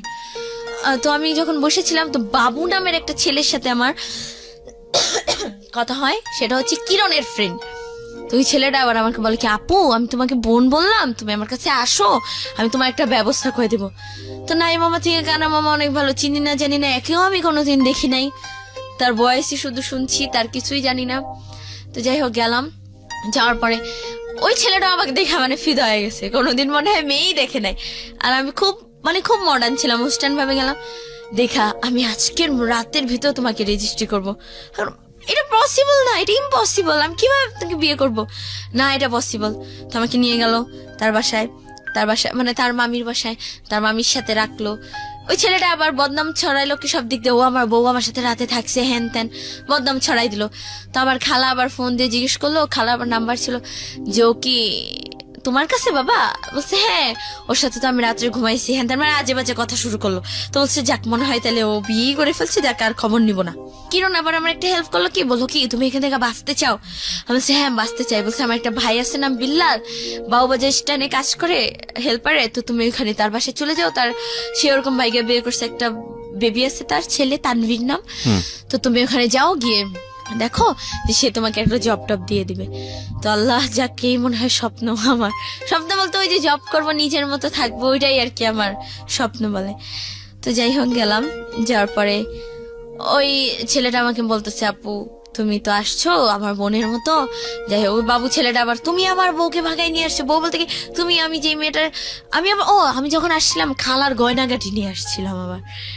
মানে আমার তো মানে এখন- দ্বীপের সঙ্গে যখন পালাইছিলে তখন গয়নাগাড়িগুলো নিয়ে আসছিল? না তখন নিয়ে আসি নাই, বাবুর সাথে যখন আসছিলাম তখন গয়নাগাটি নিয়ে দ্বীপের পরে বাবুর সঙ্গে যখন পালিয়েছো? পালাই নাই, মানে তাহলে? যে হেল্পের জন্য আশ্রয় দেবে, পালানো বলে না, মানে চলে আসছিলাম একটা হেল্পের। থাকবো না খালার সঙ্গে? হ্যাঁ থাকবো না। তো এটা ওই- এক ধরনের বাসা থেকে বের হয়ে যাওয়াই তো। হ্যাঁ ওই পালাই যাওয়াই বলে। ওকে, তো এটার সময় খালার বাড়ি থেকে তার সব গয়নাগাটি নিয়ে এখানে আসি। একটা বিষয় নোট করবেন প্রিয় শ্রোতা, ওর লাভ বলেন বা বয়সন্ধিকালের এক ধরনের এফেকশন বলেন, ইমোশন বলেন, সেটা ছিল মূলত সেজানের প্রতি। সেজান না কি, জিসান, সিজন সিজানের প্রতি। সেজানের থেকে টার্ন করলো হলো দ্বীপের প্রতি, সুদ্বীপ বা সুপ্রদীপ। সুপ্রদীপ, এই দ্বীপের প্রতি। এবং দ্বীপটা আলটিমেটলি ওর সে অর্থে লাভ ছিল না, কারণ ওর বাসার মধ্যে যত ধরনের প্রবলেম হচ্ছিল সেই প্রবলেমগুলো থেকে বের হওয়ার জন্য সামহাও ও দ্বীপকে আশ্রয় মনে করতো, এবং দ্বীপ ওকে মোটিভেট করছিল সেই জায়গাটি থেকে। এই জায়গাটা থেকে বের হয়ে আসার পরে ওর লাইফে সবচেয়ে বড় দুর্ঘটনাটা যেটা বলা হয়, সারাউন্ডিং এ ও কালার হয়ে গেল, যেটা হয় আমাদের সমাজে। মেয়েরা এরকম একটা কোনো কিছু করলে ওই মেয়ে সমাজে মুখ দেখাতে পারে না, ওই মেয়ের পরিবারের লোকজনরা দেখাতে পারে না। ওর ক্ষেত্রেও সেটাই হয়েছে, এবং তখন ও এসকেপ করার চেষ্টা করছিল যে বাসা থেকে যেভাবেই হোক না কেন আমাকে বের হয়ে গিয়ে একটা মানে নিঃশ্বাস নেওয়ার মতো একটা জায়গায় থেকে আমাকে একটা সুন্দর জীবন যাপন, যদি আমি একটু হলেও নিঃশ্বাস নিতে পারি। তো সেই জন্য সে আরেকটা ছেলের হাত ধরলো, এবং সেই ছেলেটা মোটেও তার লাভ ছিল কিনা আমি জানি না, তবে ছিল কি না না লাভ ছিল না। এবং সেই ছেলেটার কাছে যখন সে আসলো তখন সে খালার গয়নাগাটি সাথে করে নিয়ে আসলো। কত টাকার গয়নাগাটি বা কি নিয়েছিলে তুমি? 2 লাখ টাকার গয়না হবে। ওই গয়নাটার কথা শুনেই মানে ছেলেটা আরো পাগল হয়ে গেছে। মানে বাবু বিষয়টা নামে দাঁড়ালো ছেলে। এরকম যে ওর খালার বাসায় কোন রকম তাও থাকতে পারতো, কিন্তু এই গয়না চুরির পরে সে যে থাকতে পারবে না বা তার অবস্থা যে আরো বেশি জটিল হবে এটা খুব সহজেই অনুমেয়। তো গয়না চুরি করে তুমি গেলা বাবুর কাছে, তারপর? গয়না চুরি বলতে ওই যে নিয়ে গেলাম, যে এখন তো ওই ভাইটা বলছে আমাকে একটা আশ্রয় দেবে, হয়তো ওই গয়নাগাটি বিক্রি টিক্রি করে হয়তো কয়েকদিন নিজেকে চালাইলাম, তারপর যখন জব হয়ে যাবে বা কিছু একটা হবে, মানে আমার ধারণা ছিল ওরকম যে হবে, যে নিজেকে চালাইতে পারবো। তো ওই ছেলেটাই আরো চোরের উপরে বাটপারি আর কি বলে, ওই ছেলেটাই আর কি চাচ্ছে যে ফিটিং দেওয়া হলে আমার গয়নাগুলো নিয়ে যাবে। মানে এখন ওই ছেলেটার টার্গেট আগে ছিলাম আমি, আমাকে তো পাই নাই, এখন মানে গয়নাগুলোর উপরে টার্গেট, ওই গয়নাগুলোর জন্য আর কি আমি পিছে ছাড়তেছে না। এখন এই গয়না দেখে আমাকে বিল্লাল বউ আর কি নাকি আশ্রয় দিছে, এটা আমি জানছি। তো দেয়, এখন তাদের লোক, আমার খালার 2টা বালা ছিল, চেন, মোটামুটি অনেক কিছুই ছিল, 2 লাখ টাকার গয়না। তো এসবের প্রতি সবার মোটামুটি নজর পড়ে যায়, কিরণের নজর পড়ে যায়। কিরণ তখন আবার বলে কি, কিরণ তখন আবার ওর ভাইকে ওভারটেক করে আবার সে আগের মতো, আমি তোমাকে বিয়ে করব, দেখো আমি তোমাকে এখন একদম রেলি বিয়ে করবো। আমি বলছি তাহলে তখন রেলি বিয়ে করতে চাও নাই? ও তখন যাই সিএম দিয়ে, আর এখন যাচ্ছি মন থেকে। আমি বলছি তখনও যখন চাও না এখনো চাও না, এটা পসিবল না। তো যাই হোক এখন তো ওই ভাইটাও বলতেছে এখন বোন তুমি কি করবা, তো ওই ছেলেটা তো সবাই তোমাকে ডিস্টার্ব করতেছে, তাদের গ্রামের বাড়ি হচ্ছে বিক্রমপুর, চলো আমি তোমাকে বিক্রমপুর নিয়ে যাই, তুমি আমার ওখানে আমার বোন আছে তার সাথে তুমি কয়েকদিন থাকো। আমার এখানে নিয়ে যাই, তার এক মামা তো ভাই আবার আমাকে পছন্দ করে, এখন ভাবতেছে এই যে এই গয়নাগুলা নিতে পারবে সে, আবার ওই মামা তো ভাইও মানে আমাকে বিয়ে করার বদলে তাকে অনেক কিছু আর কি দিতে চাইছে। তো সেই লোভে সে তার কাছে বিয়ে দিয়ে দিবে। ছেলেটা দেখতো অতটা ভালো কি, আমি ছেলেটাকে চিনিও না, সে আমার সম্বন্ধে জানে। আমিও বলতেছি কি সে জানবে আমার ব্যাপারে, কি সব আমি গোপন রাখবো, কিচ্ছু জানবে না। এটা কি কখনো হয় সবকিছু গোপন রেখে? আমি বলছি না, এটা সম্ভব না। যদি জানে আমি, যদিও ছেলেটাকে আমি বিয়ে করি, আমার সংসার একদম ডেফিনেটলি ভাঙা যাবে। বলছি না ভাঙবে না। তো যাই হোক আমি অনেক জোর জবরদস্তি এখান থেকে আসি। আসার পরে সে বলতেছে বোন আমার ঘরে চাল নাই বাজার নাই, মানে টাকা। আমি আবার একটা গয়নাও আমাকে দিয়ে জোর জবরদস্তি বিক্রি করাইছে। ওকে, তো কি করব, ওই টাকা দিচ্ছি, তাদের ফ্যামিলিতে মানে সংসার চালাতে হেল্প করতেছে আমি। এই টাকা তার বোনের বাড়িতে নিয়ে গেছিল, সেখানে যত টাকা খরচ করছে একটা সুতা পর্যন্ত দাঁড় খেয়ে নেয়, আমার ওই টাকাই সব।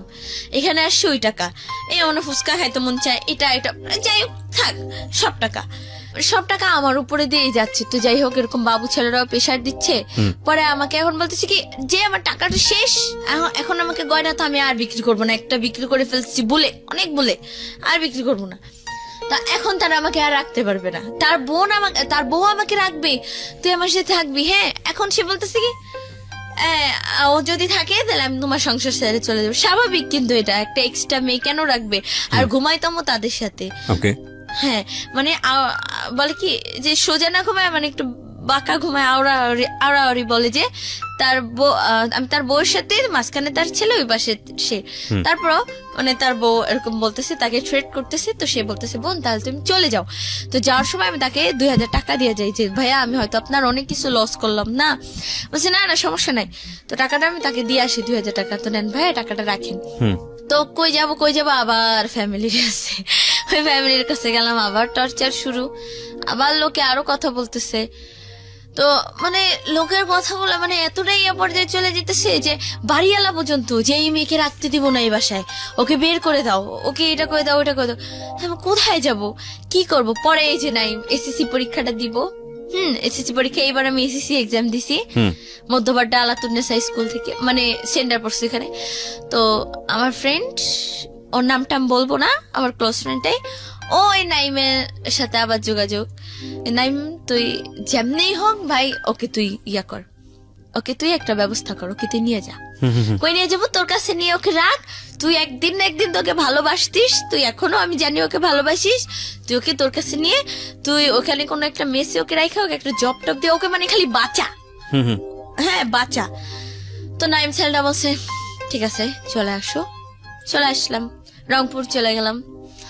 তো রংপুর গেলাম, এখানে যেদিন যাব। আচ্ছা, তোমার একবারের জন্য এটা চিন্তা হয়নি যে তুমি যদি লেখাপড়াটা অফ করো তাহলে তোমার লাইফটা শেষ হয়ে যেতে পারে? লেখাপড়া কই অফ করছি, এসএসসি এক্সাম দিছি, এখনো রেজাল্ট আসে নাই। সো এই মনে হয়েছে 3 মাসের মধ্যে লাইফ যেরকম ইচ্ছে সেরকম গোছা নিতে পারবো, তারপরে পাশ করলে আবার আরেক জায়গায় ভর্তি হয়ে যাবো, বিষয়টা এরকম? ওর হাসি বা ওর কথাবার্তা শুনে আপনারা বুঝতে পারছেন যে ওর মেন্টাল ম্যাচুরিটি ওর বয়সের সাথে যতটুকু হওয়া উচিত ততটুকুই হয়েছে, এর বেশি হয়নি। কিন্তু প্রসঙ্গ হচ্ছে যে এই ধরনের এই বয়সে ছেলেমেয়েরা ভুল করতে পারে, কি লেভেলের ভুল করে এবং তাদের জীবনটা আসলে কোথায় গিয়ে দাঁড়ায়। কারণ আমি বলছি যে এই অনুষ্ঠানটা সব শ্রেণীর মানুষজন শোনেন, সুতরাং সেদিক থেকে আজকের এই অনুষ্ঠানটা খুব গুরুত্বপূর্ণ। হ্যাঁ বলো তারপর। রংপুর যাব, তো নাইমের আসার কথা 11 তারিখে, আমি 8 তারিখে বের হয়ে যাই। মানে আমি আর সহ্য করতে পারতেছি না, বাসায় কি করব, বের হয়ে যাই। ফোন দিলাম, হ্যাঁ কই তুমি নাইম? কেন? রংপুরে আমি আসতেছি। হ্যাঁ আসতেছি মানে কি বলো এগুলা? মানে ওর মাথায় একদম আকাশ ভেঙে পড়ছে। দাও দাও দাও দাও, আমি তোমাকে কল্যাণপুরের ধানমন্ডি ওখানে দুইটা, ওই দিনে আবার নাইমের বেস্ট ফ্রেন্ড নাহিদ আসে ঢাকা, মানে ঢাকা বলতে রংপুর যায় ঢাকা থেকে। তো আমি ওর সাথে গেলাম। আপেল ভাইয়া নামের একটা ভাইয়া ছিল, আমাকে খুব হেল্প করছে যাওয়ার সময়। নাইম আবার কি করছে, তোমার কাছে টাকা আছে? আমি বলছি কোত্থেকে? আমার কাছে তখন টাকা টোকা কিছুই ছিল না। বিকাশে টাকা পাঠাইলো আমার যাওয়ার ভাড়া, আমার ওখানে যে কি বলে ফুড ভিলেজ, ওখানে নাইমা খাওয়া দাওয়া, রাতের খাবার দাবারের খরচ সবকিছু পাঠানোর পর আমি রংপুর যাচ্ছি। তো মাঝখানে সমস্যা হলো কি, যে বাসে যাব, যে বাসে আমার বাসের নাম্বার হচ্ছে 170। আমাকে ওই যে আপেল ভাইয়া যে ও একটা, আমার কাছে ফোনও নাই, আমি মানুষের ফোন দিয়ে রাস্তায় নামে কল দিছি, আমার ফোনটাও নাই, ফোনটা ভেঙে ফেলছে খালু। তো ফোনও নাই, যে কিভাবে কি কথাবার্তা বলবো ওর সাথে, কিভাবে যোগাযোগ করে যাবো। তো এখন ওই ভাইয়াটা মিস্টেক করছে কি, যে ওই 107 ও 170 আমাকে ওই গাড়িতেই উঠাই দিছে ওর বেস্ট ফ্রেন্ড নাহিদের সাথে, নাইমের। তো যাই, এখন তো আমাকে নামাই দিবে রাস্তায়। ওর বেস্ট ফ্রেন্ডের সাথে আবার 2টা ছেলে ছিল, রাসেল আর একটা কি জানি একটা নাম, সাইদ না রাশেদ নাম। তো এরকম যাই, এখন তো আমাকে নামাই দিবে, আপনার বাস তো এটা না, আপনার টিকিট ক্যান্সেল করে দেবো। এখন পরে ওই নাহিদ ভাইয়াটা কি করছে, আমার জন্য বলে কি সারা মানে রাস্তায় নামছে নাইমা, আরো 2জন ভাইয়া তো খেপছে, এই রংপুর চলো, আমরা কে তুমি জানো আমার ভ্যান দেন। পরে যাই হোক, আমার জন্য সারা রাস্তা সে দাঁড়াই ছিল, একবার বসে ওই সামনে গিয়ে ইঞ্জিনের ওখানে বসে অনেক কষ্ট করে গেছে। আর আমার যে গাড়ি, ওটা আমার সিট বুকিং হয়, মানে লোকাল উঠাই দিছে সিট ইয়ে করে। তবে রংপুর গেলাম, রংপুর গিয়া মনে হয় একটা নতুন জীবন পাইলাম। ও আরেকটা কথা বলা ভালো, নাইমের সাথেও আমার কোনোদিনও দেখা হয় নাই। ফেসবুকে চ্যাটিং, ফোনে কথা, আর ভিডিও কলে একদিন। সুপ্রদীপকে তো অল টাইম মানে প্রায় ভিডিও কল দিতাম, নাইমকে একদিন আমার ভিডিও কল। রংপুরে তুমি গেলা কার ভরসায়, কিসের জন্য যাচ্ছ? মানে আমি তুমি এত নাম বলছো, আমি কনফিউজ হয়ে যাচ্ছি আসলে। নাইম, কখনো কখনো দ্বীপ, কখনো বাবু, কখনো কি, মানে এত কিছু কেন? মানে ফেসবুকে যাকে পাচ্ছ তার সঙ্গে সম্পর্ক হয়ে যাচ্ছে, এরকম কি ব্যাপার? True confession actually. হ্যাঁ তারপর বলো, রংপুরে গেলা তুমি কার ভরসায়? নাইম, অথচ তুমি তাকে একদিনও দেখো নাই? না। ওকে বলো। প্রপার এডুকেশন অনেক ইম্পর্টেন্ট প্রিয় শ্রোতা, ফ্যামিলি এডুকেশন অনেক বেশি ইম্পর্টেন্ট, যেটা ওর ফ্যামিলিতে ওর জন্য ল্যাক ছিল ডেফিনেটলি। হ্যাঁ বলো তারপর। তো আমি মানে বাস থেকে নামলাম, নামার পরে দেখলাম নাইম। ওই নাইমকে দেখার পর আমার যে এত আগে পরে এত কিছু ছিল, আমি যে আল্লাহ সব ভুলে যাব, মানে ওর চেহারাটা দেখা। আর নাইম ওই যে মামতি নামের একটা মেয়েকে পছন্দ করতো, ফার্স্টেই বলছিলাম যখন আমি ওর সাথে ব্রেকআপ করলাম, তো ওই মামতি নামের মেয়েটাকেও ভুলে যাবে আমার জন্য। তো নাইম ছেলেটা কি মানে খুব শৌখিন ছিল, ও কক্সবাজার এখানে সেখানে ঘুরবে, কিন্তু ওই টাকাও জমাইছিল। নাইম আবার বেকার ছিল, বাট কাজ মানে হাত খরচ দিত ফ্যামিলি থেকে ভালোই। তো নাইম আমাকে মেসে রাখলো, রাখার পর ভাবতেছে যে জব দিয়ে দিবে, নাইলে ওই একটা জব করে আমাকে চালাবে। হ্যাঁ, মানে নাইম আমাকে বিয়ে করবে, আমিও খুব রাজি, মানে আমিও রাজি যা। এবার আমি একদম মন থেকেই চাচ্ছি যে কাউকে বিয়ে করব, সে হচ্ছে নাইম, মানে মন থেকেই। মানে মনে হলো কি যে আমার ফার্স্ট লাভ যদি সিজান হয়, তাহলে আমার লাইফের সেকেন্ড লাভটা হলো নাইম। তো যাই হোক, নাইম আমাকে মেসে রাখলো। তো ওইখানে কারমাইকেল যে ক্যাম্পাস, রংপুরে কারমাইকেল ক্যাম্পাসে সারাদিন ভাইয়াদের সাথে ছিলাম, তৌকির ভাইয়া, সাগর ভাইয়া, মানে ওইখানে গেলাম কি মানে সব খুলে কি আমি মনে করছি কি আমার যে ফ্রেন্ডটা, ওকে হয়তো সব বলছে আর কি, যে ফ্রেন্ডটা আর কি ওর মাধ্যমে লাইন করে দিছে, শান্তা আর কি, ও হয়তো বলছে, কিন্তু না, ও শুধু এটুকু বলছে ও বাইকে গেছে একবার, হ্যান তেন, হ্যাঁ বিয়ে হয় না এটা তো জানি, মানে এত কিছু বলে দিচ্ছে, এত কিছু হয়ে গেছে, ভাইঙ্গা বলে নাই। তো ও আবার বলছে কি, থাক আমার ফ্রেন্ডদেরকে এত কিছু বলা লাগবে না, শুধু এটাই বলবো তোমার ফ্যামিলি থেকে একটু টর্চার করতো, তুমি লাইফের ফার্স্ট কারোর সাথে ভাইগা আসছো, সেটা হলাম আমি নাইম। এটা, আর আমি তোমাকে বিয়ে করবো 6 মাসের মধ্যে, তোমাকে আমি খালি ডিপ্লোমাটা শেষ করে বিয়ে করবো। তা আমিও খুব খুশি যে যাক, এখন মনে হয় একটা পারফেক্ট ছেলে পাইলাম এখন।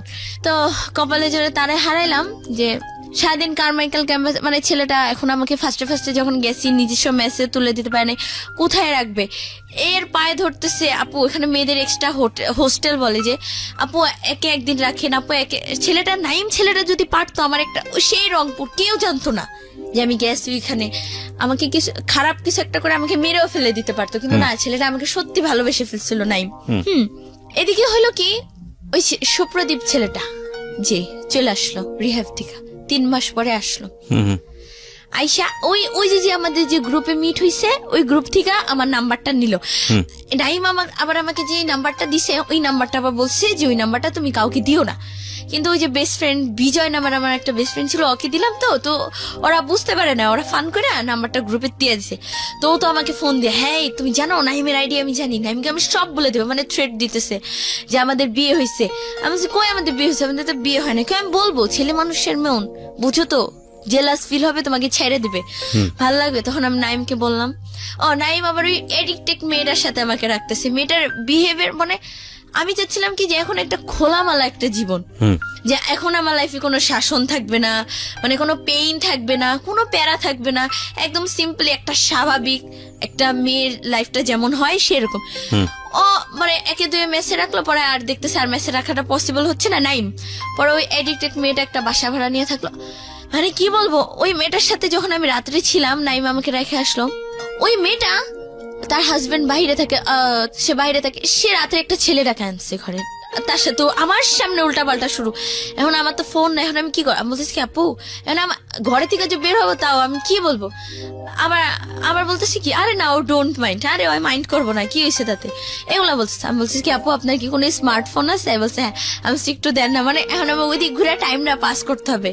পরে আমি যাই হোক ফোন নিয়ে ওইদিক ঘুরা, যাই হোক ফোন টোন টিপাইলাম আমি কিছুক্ষণ, তারপর যখন পরে ছেলেটা চলে গেল, পরে আমি আর কি বলবো, মেয়েটার সাথেই ঘুমাইলাম রাত্রে, ওই ছেলেটা চলে গেল। সকালে উঠে নাইমকে বলি, নাইম তো চোখ না, ও আমার ফ্রেন্ড, দেখো এখন ওর সাথেই তোমাকে থাকতে হবে, দেখো তুমি হালকা ওর সাথে কাজ টাজ করবো, তোমার খালার ওখানে থাকলে কি তুমি পেনে ছিল না, তাইলে তুমি এখান থেকে এখানে ভালো আছো না। ও আমারটা বুঝতেছে না, ও বলতেছে তুমি হয়তো এখানে ভালো আছো। আর নাইমের আবার একটু রাগ বেশি, আর শ্বাসকষ্ট সমস্যা কিছু হইলে আমি হাত কাটলাম, কিন্তু আমি যদি আবার ক্ষতি করতে চাই ওর হাত পা কাটে আসে, মানে ওর জন্যই পারলাম না কিছু, নাহলে আমি। যাই হোক, পরে আমি মেয়েটার সাথে আমি কিছুতেই থাকবো না। আর সুপ্রদীপ আইসাও থ্রেট দিতেছে। পরে আমি নাইমকে বললাম কি, নাইম এরকম সুপ্রদীপের সাথে আমার বিয়ে হয়েছে। বল কি নাইম মানে তো স্টক করে একদম, কি আমি বলছি হ্যাঁ সুপ্রদীপের বিয়ে হয়েছে, আমি তো চলে যাবো। বদনাম যে ওর সাথেই গেছিলাম, থাকা ওর সাথেই চলে যাই। তো যাই হোক গেলাম, তো সুপ্রদীপ আমাকে নাইম টাকা দিল, আবার টাকা পয়সা দিয়া আমাকে বাসের টিকিট কেটে দিল যাওয়ার সময়। আমার দিকে একটু ফিরা তাকাইলেই কষ্ট লাগে, মানে ও কান্না করে, সাগর ভাই সবাইকে জয় ধরে কান্দাছি, ভাইয়া আমি চলে যাব। সবাই এখন তো সবার কাছে যে হাইড রাখছে ব্যাপারটা, যে বলা যাবে না ওর এত কাহিনী। তো সাগর ভাই বলছে, এই তুই যাবি কেন, তুই না বাইকে আসছিস, নাইমকে বিয়ে করবি। আরে বিয়ে খাই না কতদিন রে, হ্যাঁ কত একটা মজা। কিরে তুই যাবি কেন? আমি বলছি, সাগর ভাই আমার না যাইতে হবে, আমার ফ্যামিলির কথা মনে পড়ছে। মিনাজ ভাই জিজ্ঞেস করতেছে, এই তুমি আর আনছো কেন, হ্যাঁ একটা মেয়ে আনছো, এখন তুমি পাঠাই দিতেছো নাইম রে, ভুল বলছে। না বলে থাক ভাই, ও যাক। গেলাম, ঢাকায় গেলাম। ও সুপ্রদীপ বলতেছে, তুমি আমার কাছে আবার তুমি আমার কাছে চলে আসো, আমি তোমার সব খরচ দিব, আমি তোমাকে বিয়ে করব। গেলাম, রংপুর থেকে ঢাকা আসতে অনেক টাইম লাগে, 8-9 ঘন্টা। রাত 11টার গাড়িতে উঠছি, সকাল 9টার সময় নামছি গাড়ি থেকে, পুরাই টায়ার্ড। আসলাম আবার বাবুবাজার আসলাম, বাবুবাজার আসা দীপকে ফোন দিলাম, দীপ কই তুমি? আসলো, আচ্ছা বলে কি, আমি তো তোমাকে শুধু দেখতে চাইছিলাম, আমি তো তোমাকে আনতে চাইনি। এটা একটা কথা, এটা একটা কথা দীপ। আচ্ছা হ্যাঁ কি, আমি তোমাকে শুধু আনতে চাইছি, মানে দেখতে চাই, আমি তোমাকে আনতে চাই নাই তো। ও নগদ পোল্টি, কি করব এখন? আমার তখন এমন কেউ নাই আমি তাকে ফোন দিয়ে বলবো, ভাই আমাকে একটু আশ্রয় দেন কোথাও। হ্যাঁ আশ্রয় কেন দিবেন, আমি একটু যুবতী মেয়ে, দিবে, কিন্তু ওই যে সুযোগে সৎ ব্যবহার করার জন্য সবাই। তো এই কথাগুলো ভাবি, কার কাছে যাব। আবার নাইমকে আমি ফোন দিয়ে বললাম, নাইম বলে কি, তুমি সোজা তুমি চলে আসো রংপুর। হ্যাঁ নাইম আর এক কথা, তুমি রংপুর চলে আসো, আমি তোমাকে ওই ছেলের এখন সুপ্রদীপ বলে কি, আমি না তোমাকে একা ছাড়বো না, আমিও না তোমার সাথে রংপুর যাবো, টাকাটা কি ওর বাবা দিবে? হ্যাঁ এমন একটা অবস্থা। আবার নাইম এক্সট্রা আবার টাকা পাঠালো, 500 টাকা করে টিকিট, আবার এক্সট্রা টাকা পাঠালো, ও আসবে, ঠিক আছে আসুক। গেল সকালে, পরে ওর ফ্রেন্ডরা সবাই জানছে মোটামুটি যে এনতেন ও মেবি ওর হাজবেন্ড, তাহলে নাইম তুই কেন ওর জন্য এত কিছু করবি, সবাই স্বাভাবিক। তো নাইম তো কান্না করে, নাইম তো আমাকে আসতে দিবে না। তো যাই হোক, নাইম বললো ঠিক আছে আবার টাকা পাঠাই দিই, তুমি আবার চলে যাও ঢাকায়। তো ঢাকায় চলে আসলাম ওর সাথে। আবার রংপুর থেকে নাইম বললো যে থাক তোমরা চলে যাও, তোমরা তোমাদের মতো সুখী মানে হ্যাপি একটা লাইফ করো। তো যাই হোক আসলাম, আসার পরে সুপ্রদীপ আবার, হ্যাঁ আমি তো তোমাকে শুধু একটু দেখতে চেয়েছিলাম, এখন তুমি আবার আনলা, তুমি আবার আমার গলায় ঝুলে আসলা, আমি তোমাকে দিয়ে এখন কি করব। এখন আমাকে রেখে আসছি সোহান ভাইয়ের বাসায়, মানে এই বাবুবাজারে একটা সোহান ভাই, তার বাসায় রেখে আসছে। রেখে এখনো আমার কোনো খোঁজ খবর নেয় না। নাইমকে ফোন দিছি, নাইম বলছে ভালো আছে, আমি বলছে হ্যাঁ, ব্যাস এত কথা নেই। নাইমের সাথে তো আমরা কেন আমাকে পাঠাই দিল, ভালো মতো কিছু না শুই না। তো সুপ্রদীপ ছেলেটা আবার পোল্টি, ওই যে আবার তো আবার বলতেছি কি ভাই জান্নাত কই? বলছে জান্নাত তো ঘরে। জান্নাতকে একটু বের করেন, আমি ওকে একটু ঘুরায় টুরায় নিয়া ইয়ে করো। তো সোহান ভাই আবার আমাকে বুঝাইলো, দেখো ও কিন্তু একটা এডিক্টেড ছেলে, তোমার লাইফটা শেষ হয়ে যাবে, তার থেকে তুমি সারা জীবন মানে বিয়ে করো না, তুমি এমনি থাকো, তাও তুমি ভালো থাকবা। তুমি যে লাইফটা পার করে আসছো, তোমার ওই লাইফটা আবার যেতে হবে যদি তুমি এই ছেলেটাকে বিয়ে করো। আমি বলছি তাই? পরে আমি ছেলেটাকে মানে দীপকে মানা করছি, আমি তোমাকে বিয়ে করবো না। সোহান ভাইয়ার খুব ক্লোজ একটা ফ্রেন্ড হচ্ছে হৃদয় ভাই, পচা হৃদয় যাকে বলে সবাই ডাকনাম পচা হৃদয়, সে একজন ডিজে। তো আমি আবার নাচ গান এগুলা খুব পছন্দ করি আর কি। তো সে এরকম বললো কি যে তুমি নাচ গান খুব লাইক করো, তাহলে কাজ করো, তুমি পচা হৃদয় ভাইয়ের কাছে চলে যাও, তো দেখো সে তোমার লাইফটা কিছু একটা করে দিবে। তো এরকম নদীর ওপার বলে যেটাকে, তো পচা হৃদয় ভাইয়ের কাছে আমাকে দিয়ে আসলো। আজকে 2 দিন হলো তার বাসায়। পচা হৃদয়ের নামটা কিরকম, মানে বুঝলাম না, পচা হৃদয় কেন তার নাম? হ্যাঁ তার নাম পচা হৃদয় কারণ তার লাইফে অনেক অনেক কিছু আছে, ছোটবেলা থেকেই সে একা একা ছিল, তো এরকম ভাবে তার নাম পচা হৃদয় হয়ে গেছে। ওই ডিজে নাচ গান করে, তো এরকম অনেকে আছে না নাম বানায় দেয়, বা অনেক কাহিনী আছে তো তার, সেজন্য এখন এগুলো বলা শেষ করা যাবে না। তো যাই হোক তার নামে পচা হৃদয় হয়ে যায়। তো এরকম সোহান ভাই দিয়ে আসে, বলে যে ভাই ওকে একটু আপনার কাছে রাখেন, একটু নাচটা শিখান, আপনার সাথে নিয়ে ওকে একটু ফাংশনে নিয়ে যাবেন, নিয়ে তারপর দেখেন ওর লাইফটা একটু সেটেল করে দেন কি হয়। তো এদিকে আবার পচা মানে হৃদয় ভাই আর তার ওয়াইফ, তো তাদেরও অনেক কাহিনী আছে। তো যাই হোক এখন আসছি এখানে 2 দিন হইলো। তো এরপর এই সুপ্রদীপ ছেলেটা আমার ফোন টোন সবকিছু নিয়ে যায়, মানে এরপর থেকে আমাদের 2-3 দিন হলো ওর সাথে আমার আর কোনো কন্ট্রাক্ট হয় না, ও কখনো চেষ্টা করে নাই। তো তোমার এখন প্ল্যানটা কি তাহলে? প্ল্যানটা হ্যাঁ বলি আমি। তো আমি নাইমকে আবার কল দিছিলাম, তো নাইম বললো যে দেখো কি হয়। এখন নাইম ওইখানেও তো নিয়ে যেতে পারবে না। তুমি তাহলে কি করবা? তোমার প্ল্যানটা কি, লাইফের প্ল্যানটা কি? জানি না। বাসাতে যোগাযোগ করছিলা? বাসায় তো ত্যায্য, কেউ আমাকে চায় না। তোমার মা? না।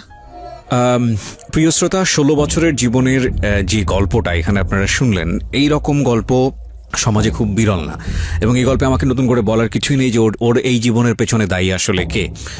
তবে এটা ঠিক যে ও যে পরিবেশে বড় হয়েছে সেই পরিবেশ অনেকখানি দায়ী, আর এই পরিবেশেও যে ছেলেমেয়েরা ভালো থাকে না বিষয়টা এরকম না।